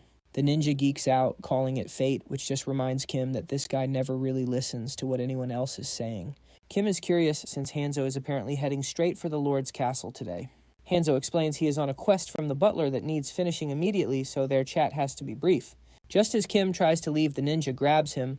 Fixing his hair, our hero asks what is up with the sudden hold. Finally, Hanzo nervously asks for a favor and sends Kim an official friend request out of the blue. In a super awkward way, he asks if they can be buddies, then freezes up like he just asked the world's most important question. With a kind smile, Kim says sure thing and accepts. Hanzo starts crying happy tears, while shouting his thanks for everyone to hear. Later, Kim reunites with the old man, who is impressed by his rapid growth. Kim politely credits the master for all his help. Dee hands over a small gift before discussing the next relic. Kim is quite shocked to see a rare soul stone inside. That is not all. Dee offers another item, guessing Kim might want to craft something special for his loyal little familiars too. Kim is grateful for the beginner puppet blueprint, as the idea of crafting his own minions seems really fun and interesting. Drock notes that Kim's puppet control is legendary, since ancient records say it is nearly impossible to master it as perfectly as he has. While the old man gushes over how adorable they look, Kim secretly knows his stolen unlock skill is doing all the heavy lifting.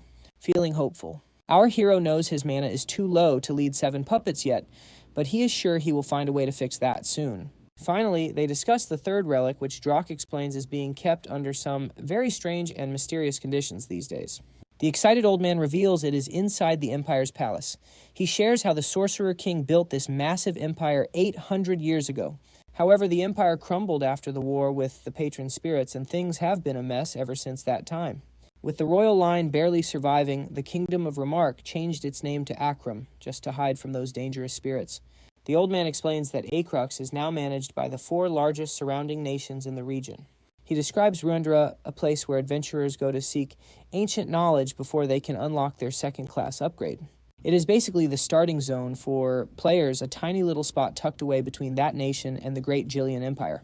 Finally, he reveals the third relic is Lindor the Dark, a legendary Death Knight who once commanded entire armies in battle. Since Lindor's soul stone was shattered, Kim is shocked to learn he must find a brand new soul to inhabit the knight's body. Later on, while Kim is busy torching monsters in the field, his soul stone suddenly begins to glow and react. It asks to store a fallen monster's soul. Kim realizes capturing souls is easy, but he cannot just use any old random spirit for this. He needs to find a soul that actually possesses the specific traits a powerful Death Knight is supposed to have. Kang suggests a shortcut to avoid the long search for the right soul, mentioning a second option that might be easier. He could get a soul with permission, but Kim's familiar is definitely not interested in being volunteered for that crazy experiment. They head back to the quest giver, who is totally floored by how much essence our hero actually collected. He mentions he has 0 customers right now, so he will finish up the job in a heartbeat. Suddenly something catches his eye, and he reaches out to grab our protagonist's arm. While our hero wonders what is going on, the NPC stares at his biceps thinking he has found his muscular soulmate. He admits most kids ignore blacksmithing these days, but he is really warming up to Kim, giving him a backslap that nearly levels him. Ding a secret quest triggers offering to teach Kim how to forge the very defensive gear he has been hunting. As they move on, Kim feels like he has hit the jackpot. It is like Christmas came early for him. Kang notes his crafting is leveling up fast, and he realizes a full hero class set is finally within reach. They plan their next move, heading to the Harpy Cave to track down the queen and that elusive wind feather. His little familiar chips in mentioning there is actually another quest available in that same area. This one involves finding a rare herb in the valley to help a butler cure the Lord's sick granddaughter. Our main character smiles, realizing he can easily knock out 2 objectives in a single trip. Reaching the valley, he checks his radar for the boss, but the place is eerily quiet for a hunting ground. His partner points toward the sky, and Kim sees it. The monsters are all circling high above them. Kang explains these birds are a nightmare for archers because they are fast enough to dodge almost anything. Just as they are complaining about the hassle, one harpy spots them and lets out a piercing shriek. It dives for a strike, but our overpowered lead sidesteps effortlessly and counters with a solid, clean punch. Kim is surprised they went down so fast, but his familiar jokes that anything is easy when you one-shot it. With the warm-up over, they scout the waterfall area until Kim spots something truly impressive. A majestic figure descends from the clouds. Yep, that is definitely the Harpy Queen they were looking for. Kang warns him to stay sharp as her magic makes her a real headache to deal with in a fight. Always impatient, Kim launches a volley of fire arrows, but she bats them away with a look of pure disdain. She licks her lips, deciding he would make a tasty snack, and goes into a full-speed predatory dive. Screaming that she will eat him alive, she crashes into him, and the two engage in a fierce clash. The queen quickly realizes she messed up when he effortlessly catches her midair and grabs her by the leg. With a single brutal motion, he slams her into the dirt, leaving her stunned by his overwhelming power. It is a perfect critical hit. She is dazed, giving him the perfect opening to keep the pressure on. She shields herself with her wings shaken but determined and tries to turn the tide with a charm skill. With a creepy gaze, she whispers about devouring him, already acting like the victory is hers. But Kim just shrugs and uses his unlock skill, completely neutralizing her charm in an instant. He claims it was just a lucky guess, and that is when the harpy realizes he is the real monster here. She tries to fly away in a panic, but our boy starts charging up a massive attack anime style.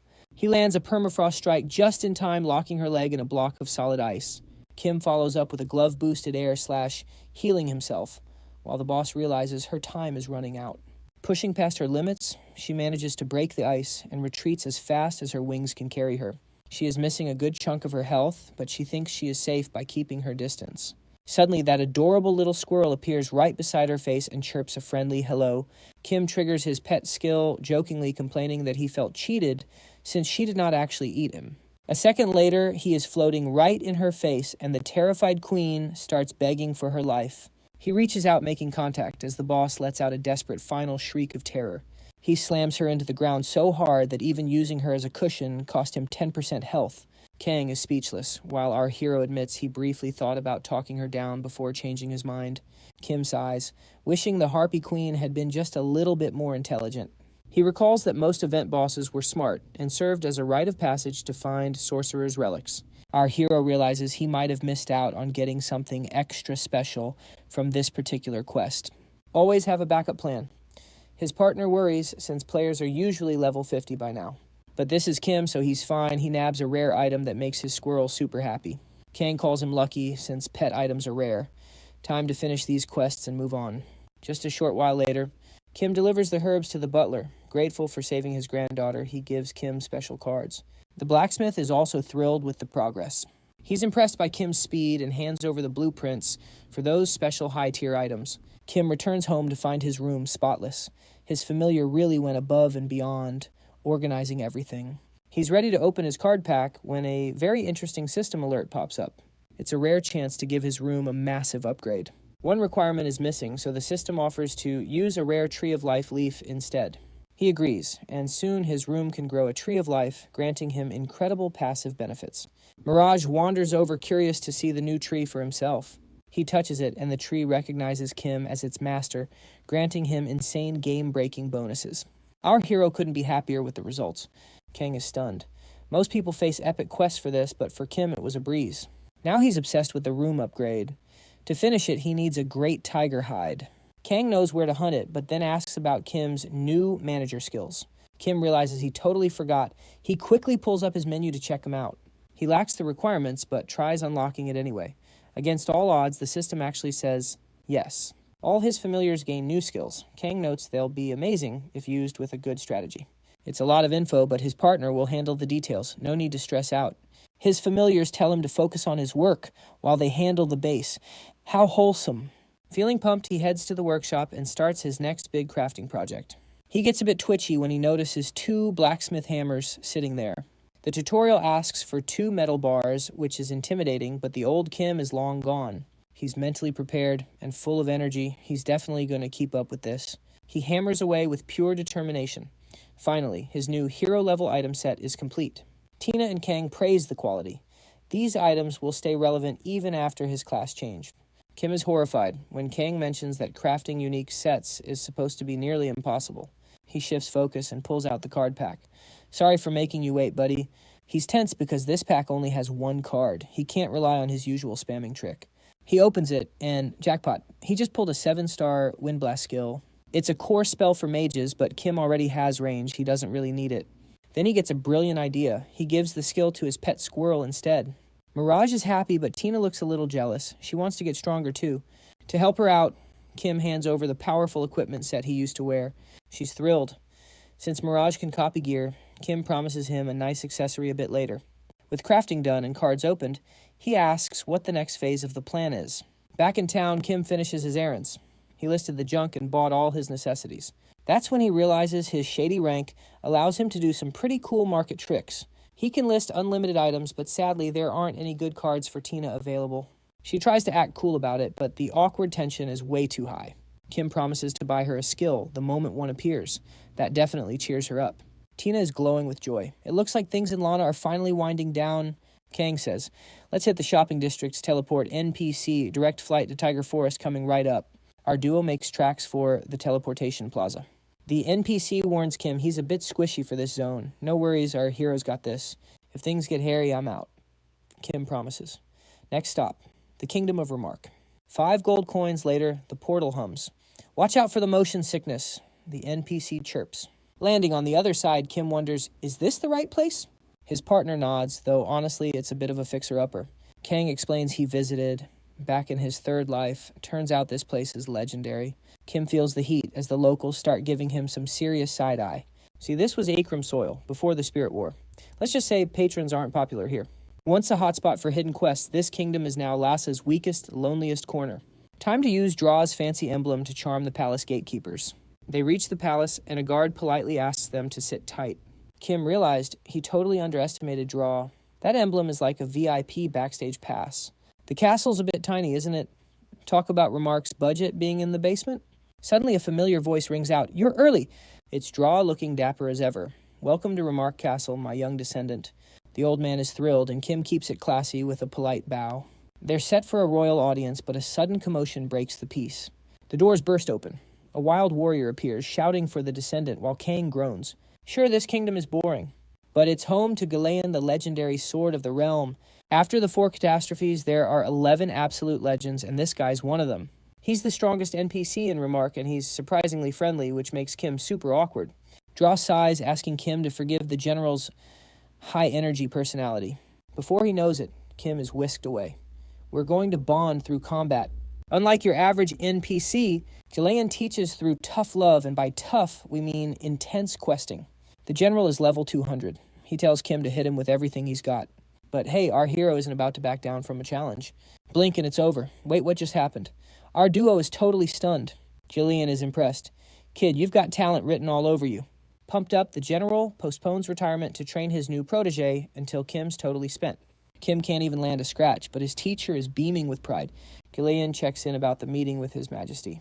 They're just watching Kim get pummeled while debating if the king can wait. The general grumbles about the king being a total slacker who just wanders off. Datra warns that's basically treason, but the general couldn't care less about the rules. Gillian offers more training, but Kim's itching to go out and level up instead. To his shock, the legendary general offers to join his party power leveling anyone. Talk about the ultimate carry-off they go to face some truly nasty monsters. Gillian gets all nostalgic being back in the wild after so long. He's shocked that Kim is still level 43 without a second-class advancement yet. The general wants the king to know the descendant is finally home. But Draw advises keeping it on the down low to avoid any unwanted trouble. The veteran watches our guy, thinking he is quite the oddball who needs some serious flair. He explains that some crazy wizard once used this area for all sorts of weird experiments. Thanks to that, the monsters bred like crazy, though the situation is not what you would expect. Walking toward the beasts, the old guy chirps that it is a perfect playground for training troops. The monsters pounce instantly, but Jilly greets their charge with a sharp, polite flash of his blade.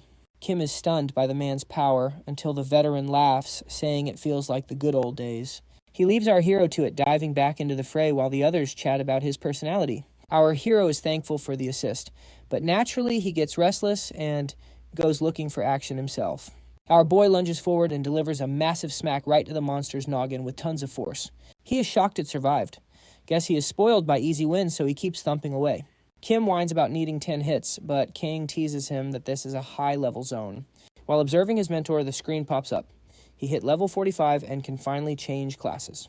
While the old guy has a blast, the duo is hyped about gaining 2 levels in a heartbeat. Kim thought class changes happened at level 50, but even Kang seems a bit confused about the timing. Still, the familiar says this is a win since he gets those sweet class perks even sooner. Eager for a challenge, he tries to start the quest, but the system seems to be glitching out. He waits, but nothing happens. It turns out the patron only hands that quest to level 50 players. 3 jobs should appear soon. Kang mentions he got his own quest from a person, not a system. Our hero realizes he might need to pay another visit to Draw to move things along. He is stuck at level 45 for now, which is a bummer, since the old man is working hard. Kang reassures him that all that extra experience is being saved, which makes our guy feel much better. The veteran returns with a grin, asking about the level up. Kim explains he needs to find Dr. Wah. A bit later, he tracks down Draw, who offers a polite apology for the sudden confusion. He admits he has no info on the second class, leaving our hero stunned by the roadblock. The old man promises to keep an eye out for any clues hidden in the ancient records. While he ponders his next move, Jillian appears. Kim admits the quest info is a total dead end. He expected a difficult journey, but he never imagined just starting the quest would be this tricky. Jillian tells him to stay positive and keep busy, but our hero gets a very bad feeling. Soon they are back to sparring. Exhausted, our hero listens as his teacher praises his rapid growth. It seems even after days of intense training sessions with Jillian, things are still quite mysterious. He still lacks a single clue about his class, but he has learned plenty about the veteran. He is 160 years old and a legendary general. Suddenly duty calls and he must leave. He politely asks to head out. Our hero realizes everything here is just a little too convenient. Later on, Jillian reveals that his request to see the king was shot down yet again. He needs royal permission for the relic. The general thinks the king is scared and spills the beans. He explains the kingdom had 2 princes and the current king was actually second in line. He really shouldn't be on the throne since the first prince was way more qualified. The king started acting strange and isolated, making the general regret not stepping in much sooner. After the old king passed, the timid prince staged a shocking coup that turned the kingdom upside down. Jillian was busy on the front lines back then, so he had to accept the new king.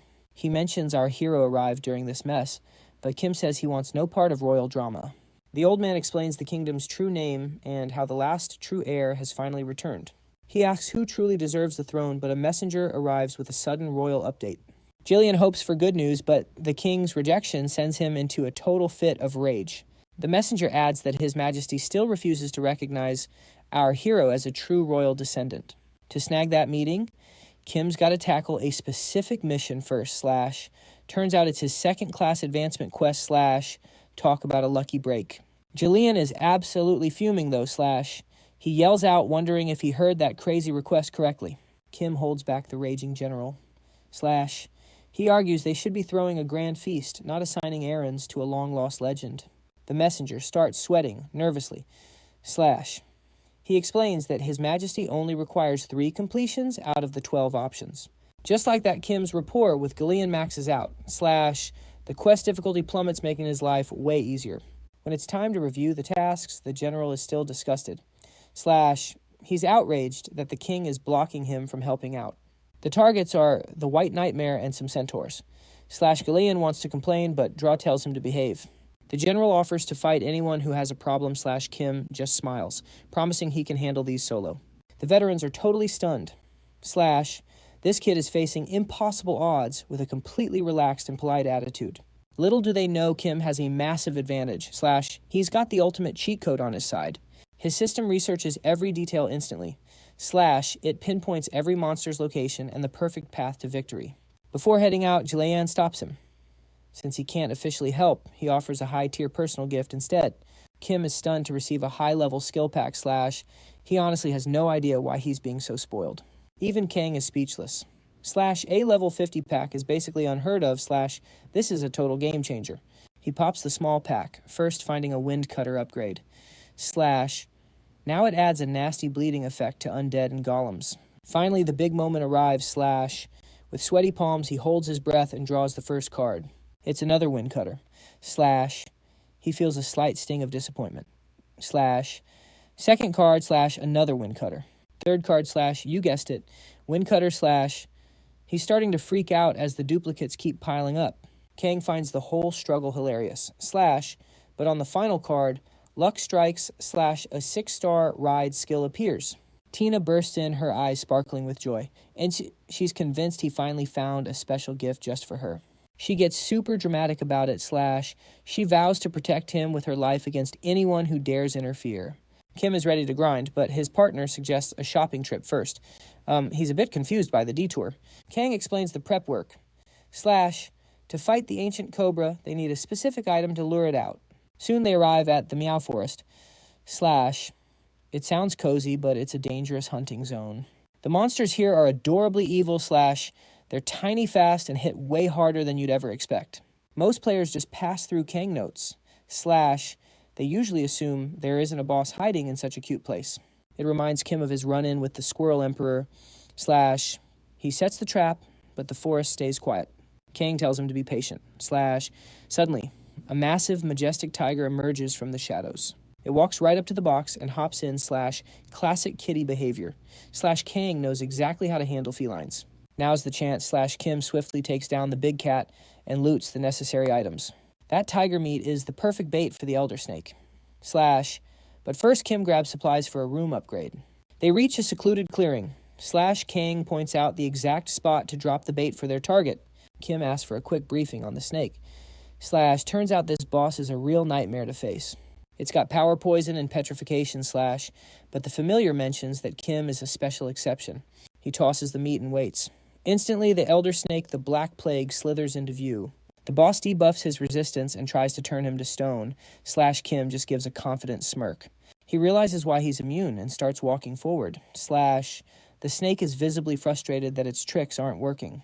Kim gears up for battle. / to him, taking this monster down will be like taking candy from a baby. He taunts the beast, and it lunges with 7-star poison / it should drain his HP, but Kim is totally unfazed.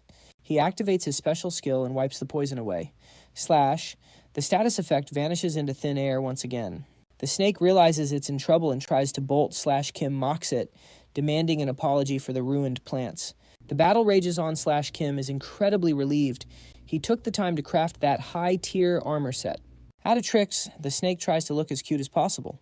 / it's a desperate attempt at mercy. Kim pretends to waver, but he's a true gamer. Everything is fair in war, so he promises to end this quickly. He charges in with a powerful strike / hand over that XP. He shouts, finishing the boss and securing the loot. He scores a rare drop, but it clashes with his current gear. Kang suggests cashing it in or waiting for a poison build. Next is a poison crystal. Kim wonders if it's like those classic cultivation novels he has read. This shiny rock is exactly what they need to lure out the white tiger. Kang explains that 2 beasts hold crystals pulsing with light and shadow energy, respectively. Ironically, they cannot use the power, so the crystals just slowly eat them alive. They fight to neutralize the energy. Kim puts the pieces together, the tiger is close. He asks if it will be a breeze, but his partner gives him that you-know-better look. After clearing the mob, he realizes Jillian's training is really showing results. Quest goals check. Sweet loot double check. His sorcerer engineering skill lets him merge the 2 crystals. He hits the fuse button immediately. Jackpot. It even rolled a massive bonus stat. Behold the legendary Teo crystal. It is a perfect manifestation of harmony between yin and yang. Kang tells him to appreciate these semi-epic finds. Kim nods along, trying to look cool. But this awakened potential stat has him stumped.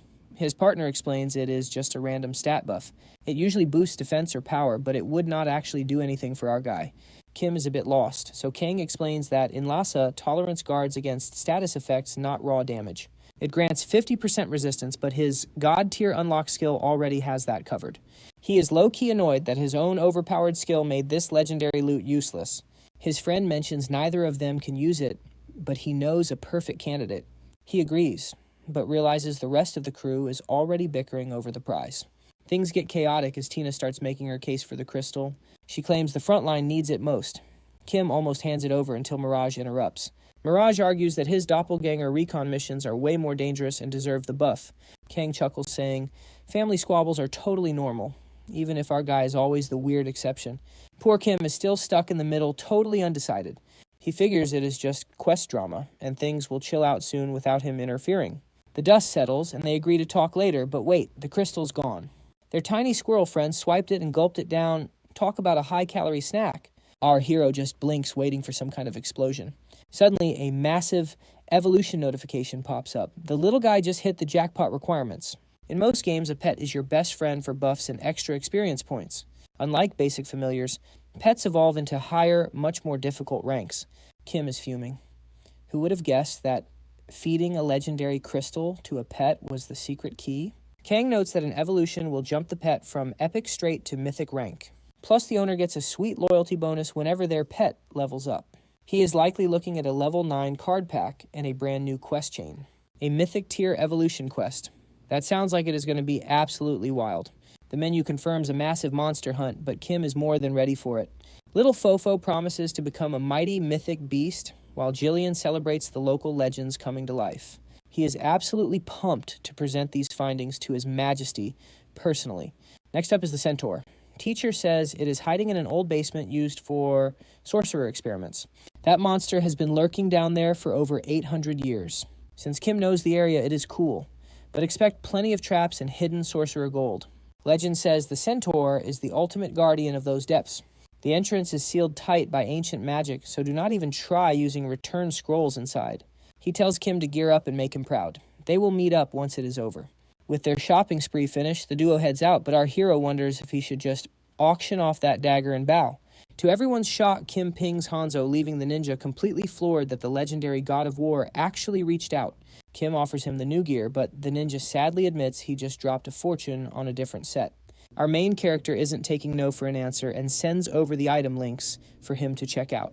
After a tense silence, the ninja lets out a literal shout and agrees to buy them for 40,000 gold coins. Kim is absolutely stunned by the massive payday, wondering how a ninja carries around that kind of lunch money. Moving on to real life, he checks in on the move, and Hanzo confirms everything is going smoothly. As they wrap up, Hanzo offers a huge thanks, promising to come running whenever Kim needs a helping hand. But with 40,000 gold in his pocket, Kim feels more than compensated and heads off with a wave. Back at home, Kang is cracking up, asking if Kim realized he actually met her in the real world. Hanzo, or should we say Reina, is totally caught off guard, asking if he knew her true identity the whole time. Kim plays it cool, though he secretly regrets meeting at the mall near school after realizing their deep relationship was pure drama, especially since his ex-girlfriend is enrolled in that very same program. Our hero just hopes the rumors don't start flying while he helps her navigate the nightmare of finding a new apartment. Reina admits she's clueless about adulting since her old roommate moved out and the landlord is kicking her out. She goes full soap opera mode, begging for his help so she doesn't end up living on the cold, hard streets. Kim just wishes she'd stop treating real life like a movie, but he follows her to the new place anyway.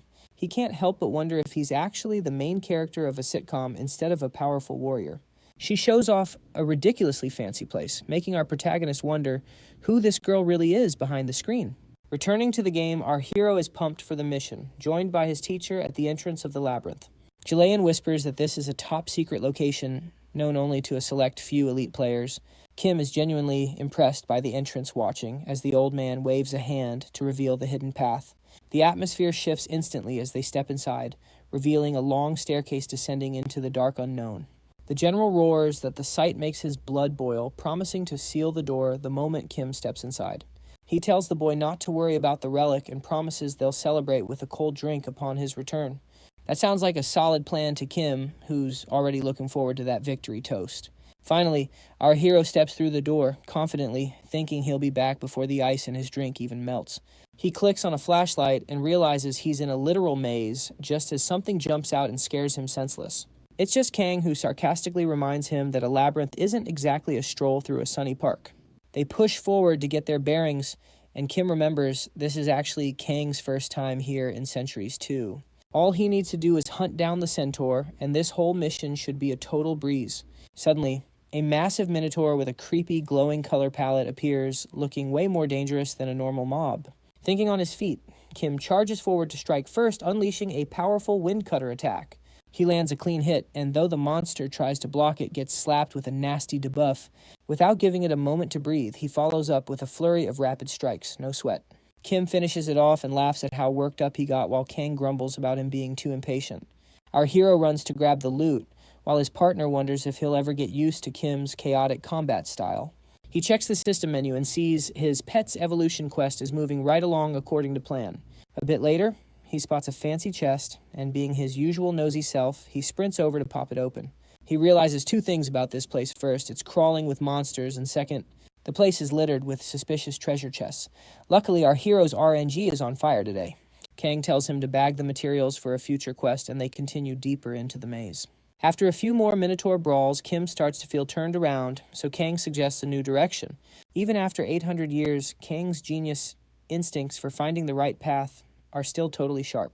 Out of nowhere, a blood-curdling scream echoes through the halls, catching our hero completely off guard. He tilts his head, wondering how that's possible in a cave, but his hero instincts kick in and he charges. He spots a girl fighting off two scary gargoyles with a magic spear. She's totally panicked and shouting for backup. She's begging for help, but our guys are suspicious. They actually joke about how her acting is top tier, just as they're feeling smug for seeing through the trap. Tina pops up, recognizes the girl, and tells her master to help. Suddenly, our hero and his electric squirrel sidekick are throwing bolts everywhere. Moments later, the monsters are toast, and the girl is showering them with gratitude. She says she's forever in his debt, but then our main character realizes he can see right through her. She says, sorry for the confusion. Turns out she's actually a spirit lingering within this dungeon. Kim's shocked, but the ghost girl is even more stunned when she spots Mirage and, wait, who's that? It's Princess Tina. The girl is floored. Our hero turns to Tina asking, "Wait, you're a real princess?" Tina explains that title is history since the kingdom of Aram is gone. She asks him to just stick with Tina. Kim locks in doing some quick mental math. He remembers every non-player character from Aram seems to know her. He realizes she's the Sorcerer King's daughter. Tina apologizes, saying she didn't think it was that important. Kim thinks it's a huge deal. He wonders if the sorcerer really turned his own child into an artificial human. The spirit girl interrupts, suggesting they find a cozy spot before more monsters decide to crash the party. Safe at last, she introduces herself as Alice. 800 years ago, she was the Sorcerer King's top research assistant. Tina adds that Alice is an engineering genius. Even the king admitted she was way smarter than him. Alice was co-developing a legendary weapon, and even after the war started, she never stopped her research. Even after the Sorcerer King vanished. Completing that weapon was her dream, but one day a magic circle malfunctioned and sucked her right in. Luckily, she kept researching. Her body isn't exactly flesh and blood anymore, but hey, she's making progress. She's actually glad she's immortal now. Kim just stares, thinking this girl might be a little bit crazy. The blueprint is finished. Now all she's missing is a massive amount of spiritual energy. She looked everywhere, but came up empty. Hearing this, our hero starts digging through his inventory pockets. He pulls out his loot and she loses it. It's perfect. She immediately drops a quest for a legendary item set. Kang is losing his mind that Kim stumbled onto a legendary quest this early in his journey. Kang bets these items are easily sub-epic tier, or maybe even a god tier mythic level set. Alice asks for the energy and our hero clicks accept on the quest of a lifetime. Kim sees the massive shopping list. Alice points out that the big boss centaur has the rarest ingredient of them all. Taking that beast down means finishing his pet quest, his second class advancement. And the crafting quest too, Alice tells him to hold on rummages around and finally finds something with a big grin. To our lucky main character's surprise, she hands him a detailed map. She's happy to help and will polish the design while he's gone. Kang is definitely feeling a little jealous now. After all, he only held a legendary item once in his entire previous life. The map shows 8 possible spots for the centaur. Naturally, he picks the one that's a short walk away. Kim suggests moving Alice's soul into the 3rd relic, but Tina shuts that idea down immediately. Alice is a genius builder, but her fighting skills are 0. Her soul might not survive the transition. Our hero is starting to see that soul swapping is a lot more complicated than it looks. Suddenly curious, he asks Tina how she became an artificial human. Luckily, she isn't offended and decides to share her story. During the height of the war, humans grew resentful and joined forces with the patrons. After they betrayed Akram, the Sorcerer King forged weapons that would never disobey him. That was the birth of the 7 artificial humans, living weapons built to annihilate anything in their path. They were created solely for battle. Tina explains that her soul was specifically selected for the project. She was already fading away from a terminal illness, making her the perfect candidate for the change. Soul transfers need a yes from both sides, so she agreed instantly to get her new body. Kim feels the mood getting pretty heavy. Surprisingly, she describes it as her most rewarding chapter, insisting she'd relive every moment exactly the same way. With a warm smile, our protagonist calls her incredible. She offers her thanks and signals that they've finally reached their destination. Suddenly, the rhythmic thud of galloping hooves echoes nearby. It seems Lady Luck is smiling on our boy once again. An enraged centaur storms out ready for blood. He screams the name Dreadsure, mistaking our hero for that ancient sorcerer king. The beast declares its hatred for Akram and vows to end Dreadsure right here. And just like that, the boss battle begins. As the monster strikes, our hero casually blocks the blow, politely reminding the creature that he's definitely not this Dreadsure guy. While Kim wonders why this old wizard king had so many enemies, the monster hits him with a nasty multi-stacking curse. But that's a walk in the park. He flexes his power to wipe away the debuffs, then charges forward with a cheerful laugh. Our protagonist handles the centaur, with total overkill, finishing his quests in record time without breaking a single sweat.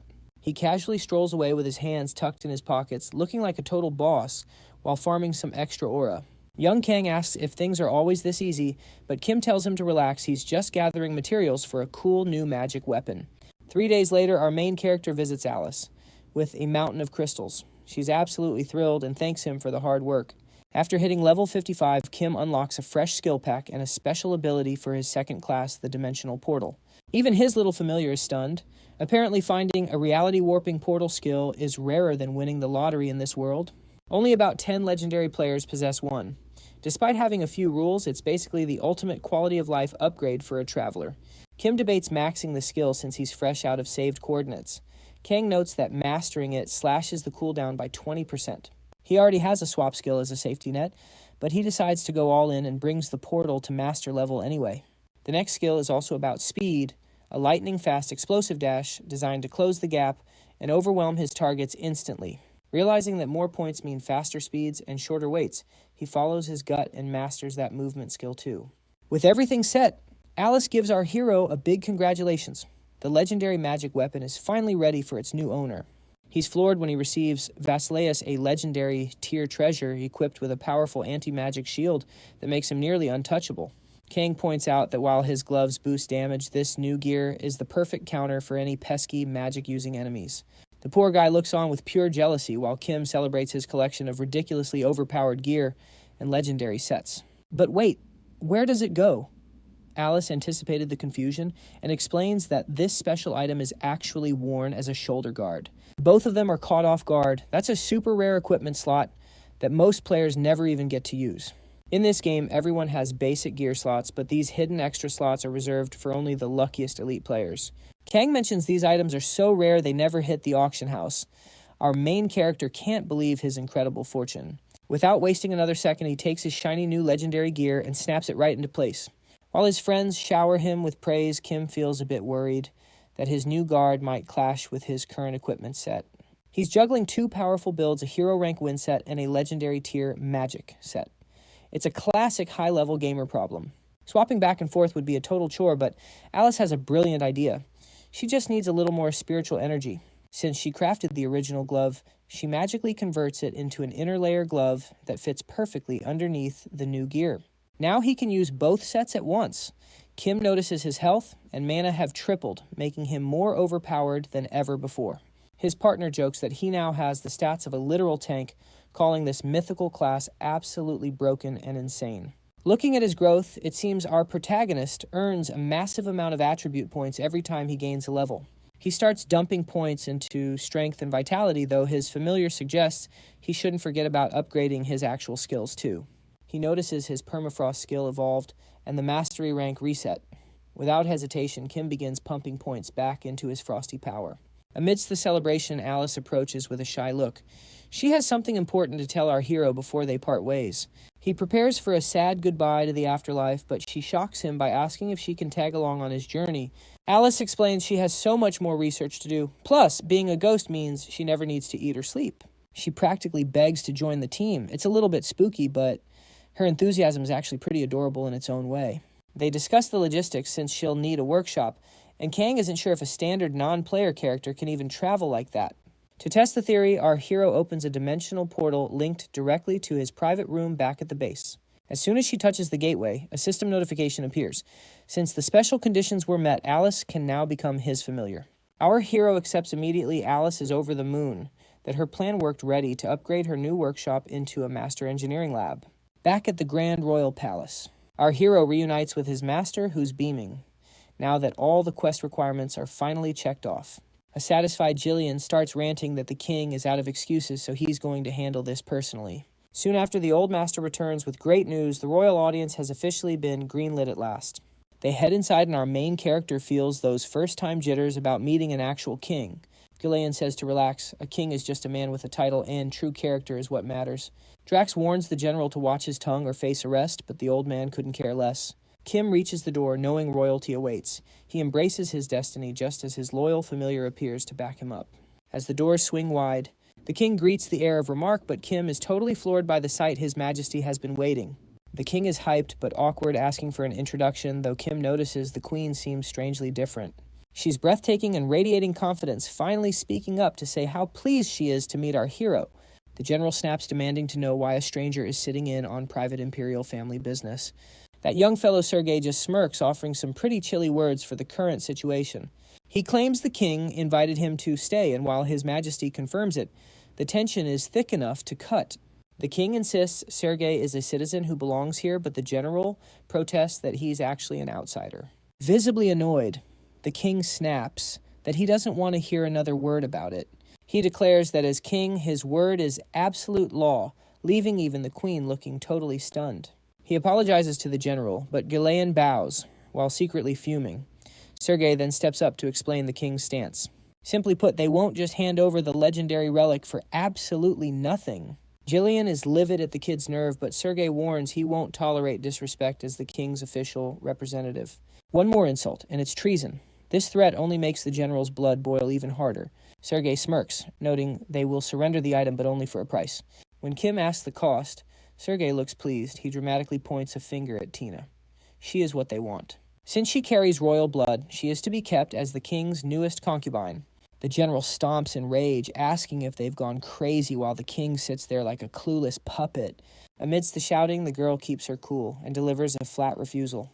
Kim was ready to blast the guy with magic, but Tina speaks first, claiming all wizard rights belong to her master. Fuming, she yells that Remar has no claim to the relic just because it's currently in their hands. Sergei smiles knowingly, but Tina isn't done. She coldly mentions that she actually has some high standards. Finally, she refuses a husband who can't even wield a sword. The general finds the scene absolutely hilarious. After leaving, Kim asks his familiar if anything seemed off about the king's face. Kang agrees. He saw the true king during a secret quest back when he was still alive. That wasn't the king. Kim suspects an imposter, but his partner doubts Gillian would ever be fooled. It's just a gut feeling, but Kang thinks Orym shifted significantly once Kim became the wizard's heir. Drax appears with an apology. Obtaining the relic is going to take a bit more time. Meanwhile, it seems Gillian went back to have a private chat with His Majesty. Kim asks about Sergei, and the veteran explains that this mystery man has the king's total trust. He was the lone supporter of the second prince, but secretly he masterminded the entire coup. Kim finds it cliché, but admits it's still a massive problem for them. As he wonders how to snag the relic, his quest log updates. Drax suggests another path. Kim is all in, so the old man leads the way to a top-secret location. The veteran apologizes for the walk, but teleporting would alert the palace's magic sensors. Kim wonders why a high-ranking official like him has to be so incredibly cautious. As they delve deeper into the city, his companion thanks him for joining the mission. The old man insists on total secrecy before they enter. Not a word to anyone. Kim nods along. A secret password later, and the door groans open. Kim's thinking, is this some high-level security ritual? Another gentleman opens the way, and Draw politely invites our young descendant to step inside. Inside, the man confirms Kim's identity and immediately goes full fanboy. He's absolutely buzzing with excitement. He's geeking out while leading them upstairs. The guards at the top just smile and wave them through. Sir Roy, guests are here, the old man calls out. Roy apologizes, having been buried in work. Roy's heard the legends about our hero. He's genuinely thrilled to finally shake hands with him. Kang drops a hint. Remember how the previous king felt different. Well, there is a reason for that. To Kim's absolute shock, his companion reveals that this man is actually the kingdom's true sovereign. Meet Royston Remark. He officially welcomes Kim to the secret resistance group known as Akrim. Ding, a revolution quest pops up.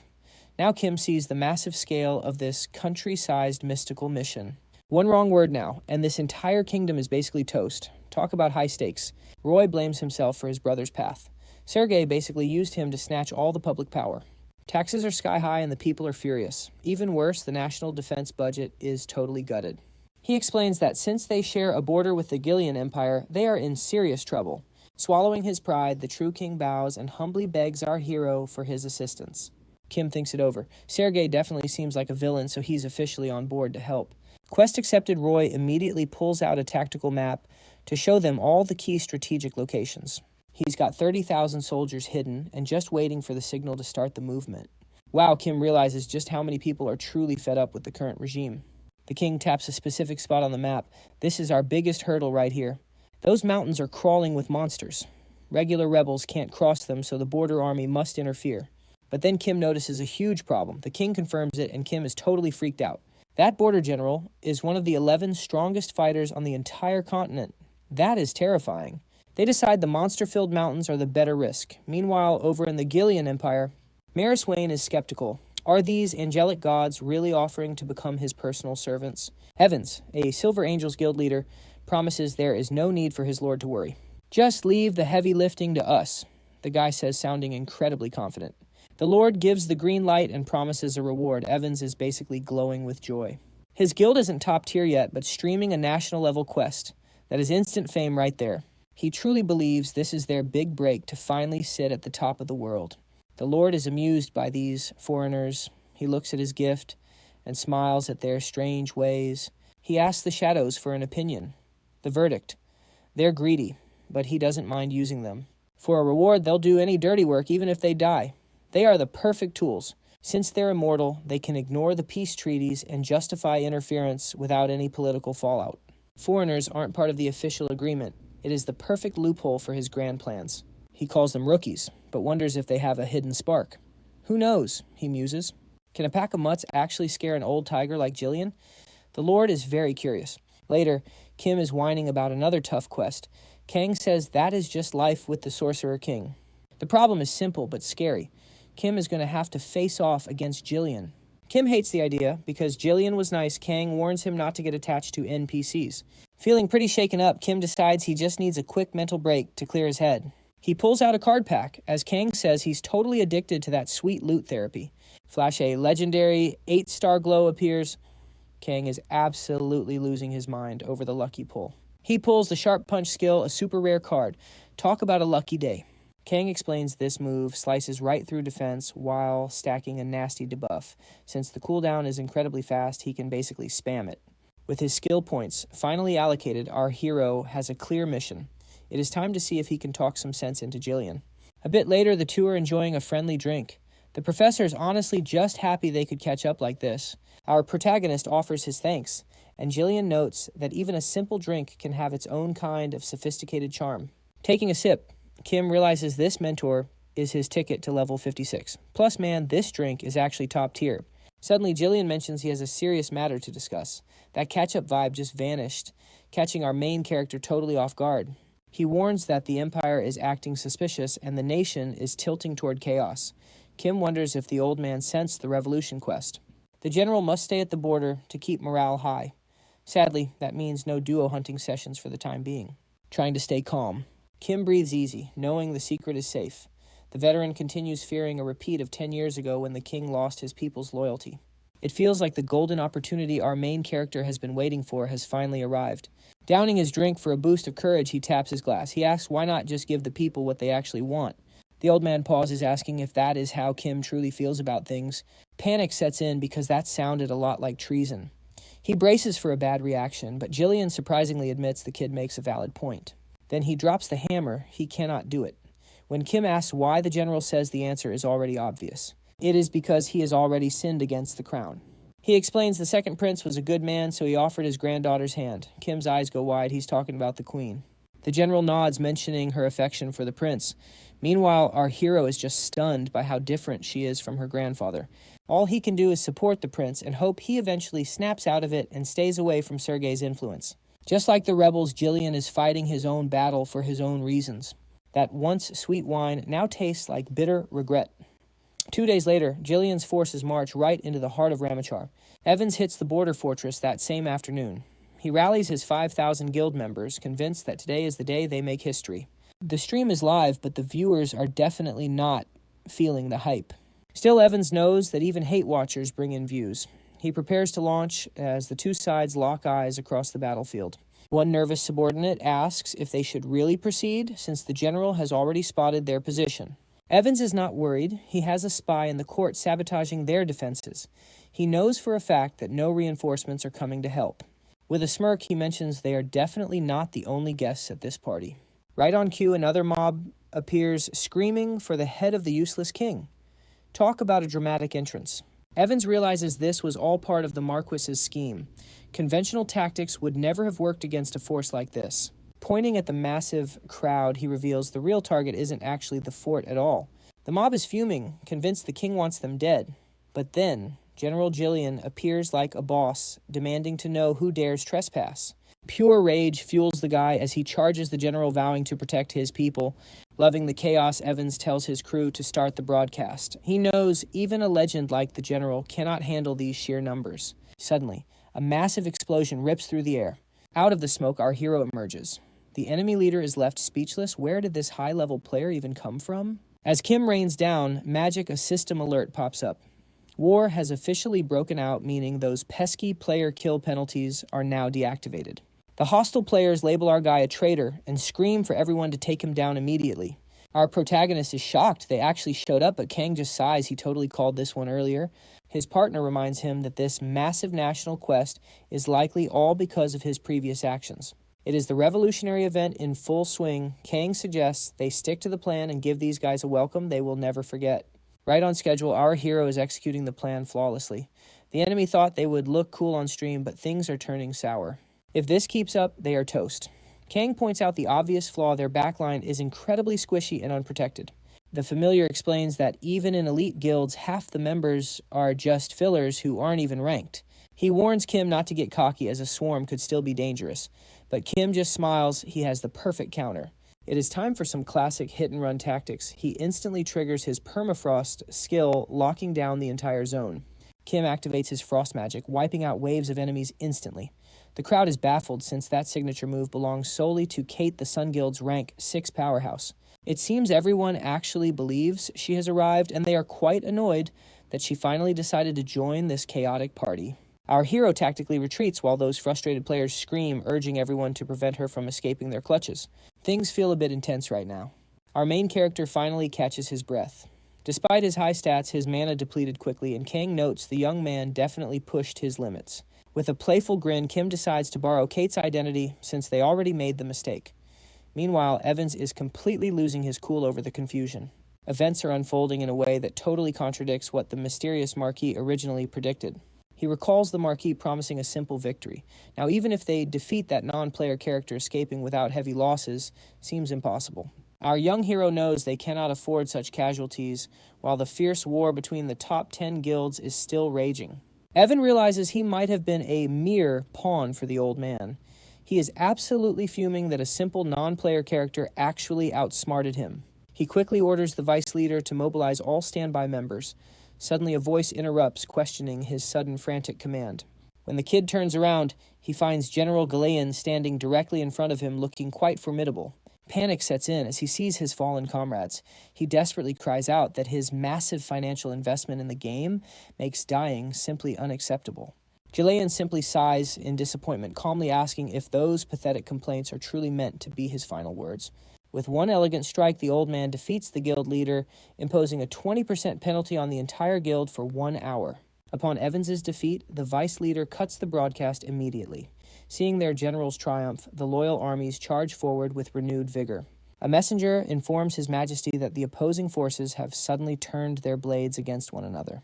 A determined Roy draws his weapon politely, ordering the troops to support the struggling garrisons at once. The soldier is confused, but the true king explains Galeon's noble actions during the invasion. He notes that despite their rebellion, they are still citizens of remark. Siding with invaders for profit while their own army suffers would be a truly disgraceful act. With a majestic sword swing, he commands everyone to advance and clear out those cowardly invaders following Jillian. That guild member realizes he is in deep trouble now that every faction has united against them. Dying means a respawn timer ranging from several hours to 3 days. If too many members fall, they will be locked out, causing a massive setback. To protect their hard-earned top 10 status and avoid further disaster, he orders a full retreat toward the nearest portal. However, Remark's army spots the flight and pursues them, ensuring no one escapes easily. Back at Remark's castle, the terrified king trembles, wondering what on earth is happening to his peaceful home.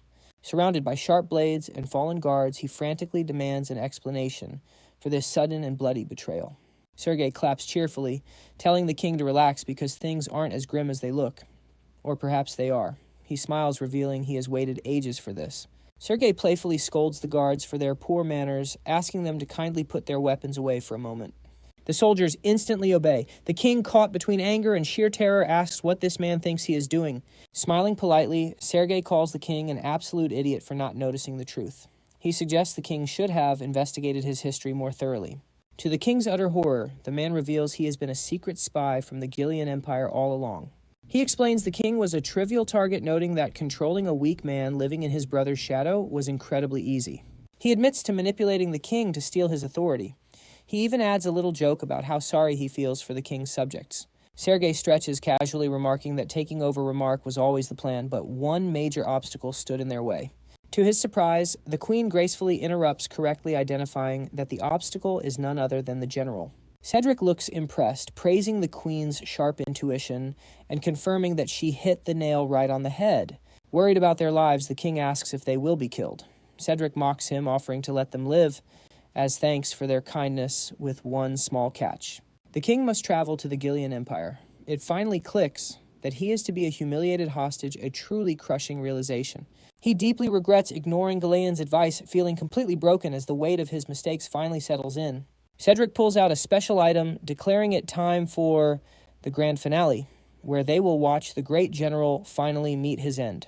Back on the smoky battlefield, Roy is asked about the situation since all the invaders seem to have fled the area. Observers note that only the brave garrisons and the passionate revolutionary army remain standing on the field.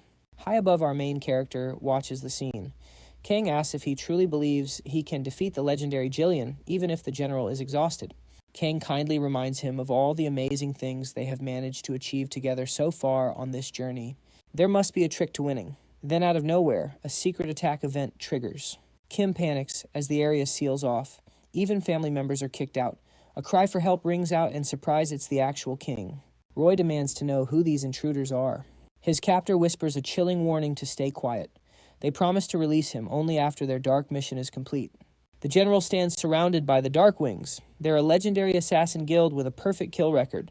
Plus, their boss is one of the 11 strongest warriors alive. An assassin delivers a message from the boss. The old general must face them all completely alone. How simple. It's survival or death. If he refuses, they'll unleash a lethal poison on the crowds. Talk about a tough choice. Accept the duel, they say, and the hostages go free. What's the answer? General. With a massive circular swing, the general accepts. He warns them to keep their word or pay in blood. He unleashes pure fury. The assassins can't handle his power as he mows them down like grass one by one. He catches his breath sword trembling. It seems the years are finally catching up to our hero. Kang notes that he's fading fast. Kim realizes why this quest was locked. Helping would mean a total game over. Below, the final duel rages on. Blades clash before they stand back to back. Jillian breaks the silence, believing he's secured the victory. The last assassin is stunned. The general wiped out his entire squad in the blink of an eye.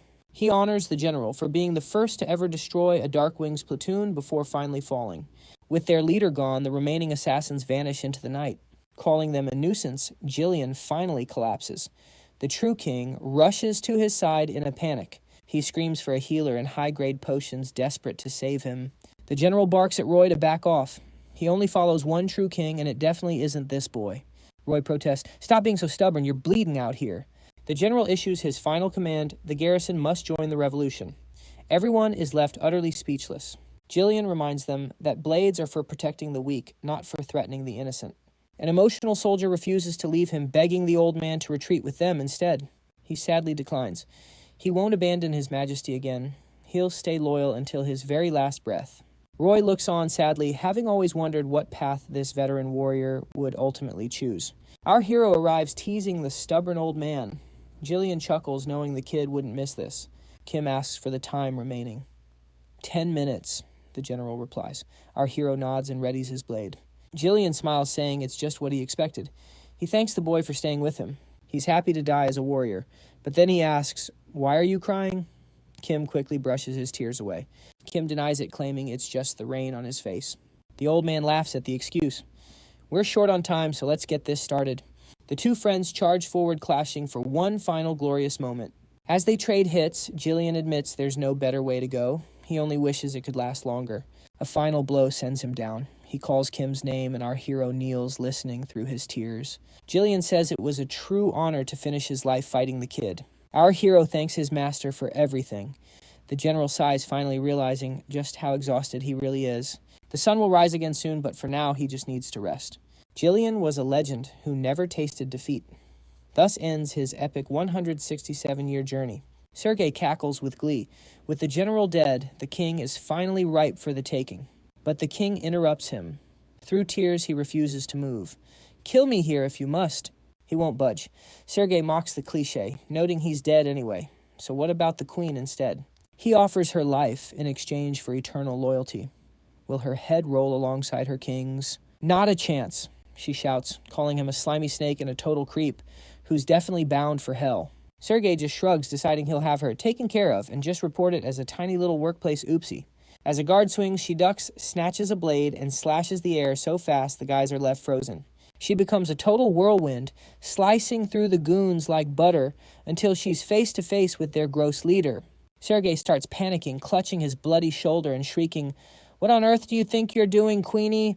Then he spots her rapier, and suddenly it hits him. He messed up big time, but it's way too late. The name's Eleanor. She glares, revealing she's actually a legendary knight from the prestigious Hilskane family. Standing over him, she claims she's unbeatable, while he fumes, unable to believe a brat ruined his master plan. Eleanor isn't listening to his whining, though. One blink later, Sergei is eating dirt, totally knocked out. She approaches the king with a polite apology, leaving his majesty completely confused by the whole scene. Kneeling, she explains her father trained her specifically to be his shield, and she's so relieved he's finally safe. She mentions he saved her once, so she stayed close to repay him. The king's getting all misty-eyed now. Before he can say another word, she gently grabs his hand, stopping him right in his tracks. She looks him in the eye and says, "You can still make up for those old mistakes you know." With a smile, she encourages him to keep earning forgiveness. Meanwhile, Kim's soul stone starts glowing like crazy. Kang notes that, with consent, it stores any soul, regardless of level. It seems Galeon actually wants in a bond with General Soul. Prompt pops up, and naturally Kim hits yes without a second thought. Glowing energy swirls around the general. Roy thanks Kim, relieved that Galeon can finally find some peace at last. Kim almost speaks to the king, but the soul stone starts vibrating like a smartphone on max. It feels like the general wants him to keep quiet. Quest complete, time to let them handle the rest. A little later, an angry crowd is chanting for the big bad tyrant to finally be overthrown. Doctor are looking super serious orders. The gates open. The guards listen and the massive doors creak wide. Boom. The Revolutionary Army storms the capital and the defense just gives up without a fight. Once they realize the first prince is leading them, everyone surrenders. The war is officially over. Time to celebrate. Later, Dra greets the king and Kim, giving our hero a huge thank you for saving the day. Roy gives Kim all the credit, but Kim is distracted because the queen looks like a totally different person. She grins, explaining that she's officially retired from being a queen. No more royal duties for her.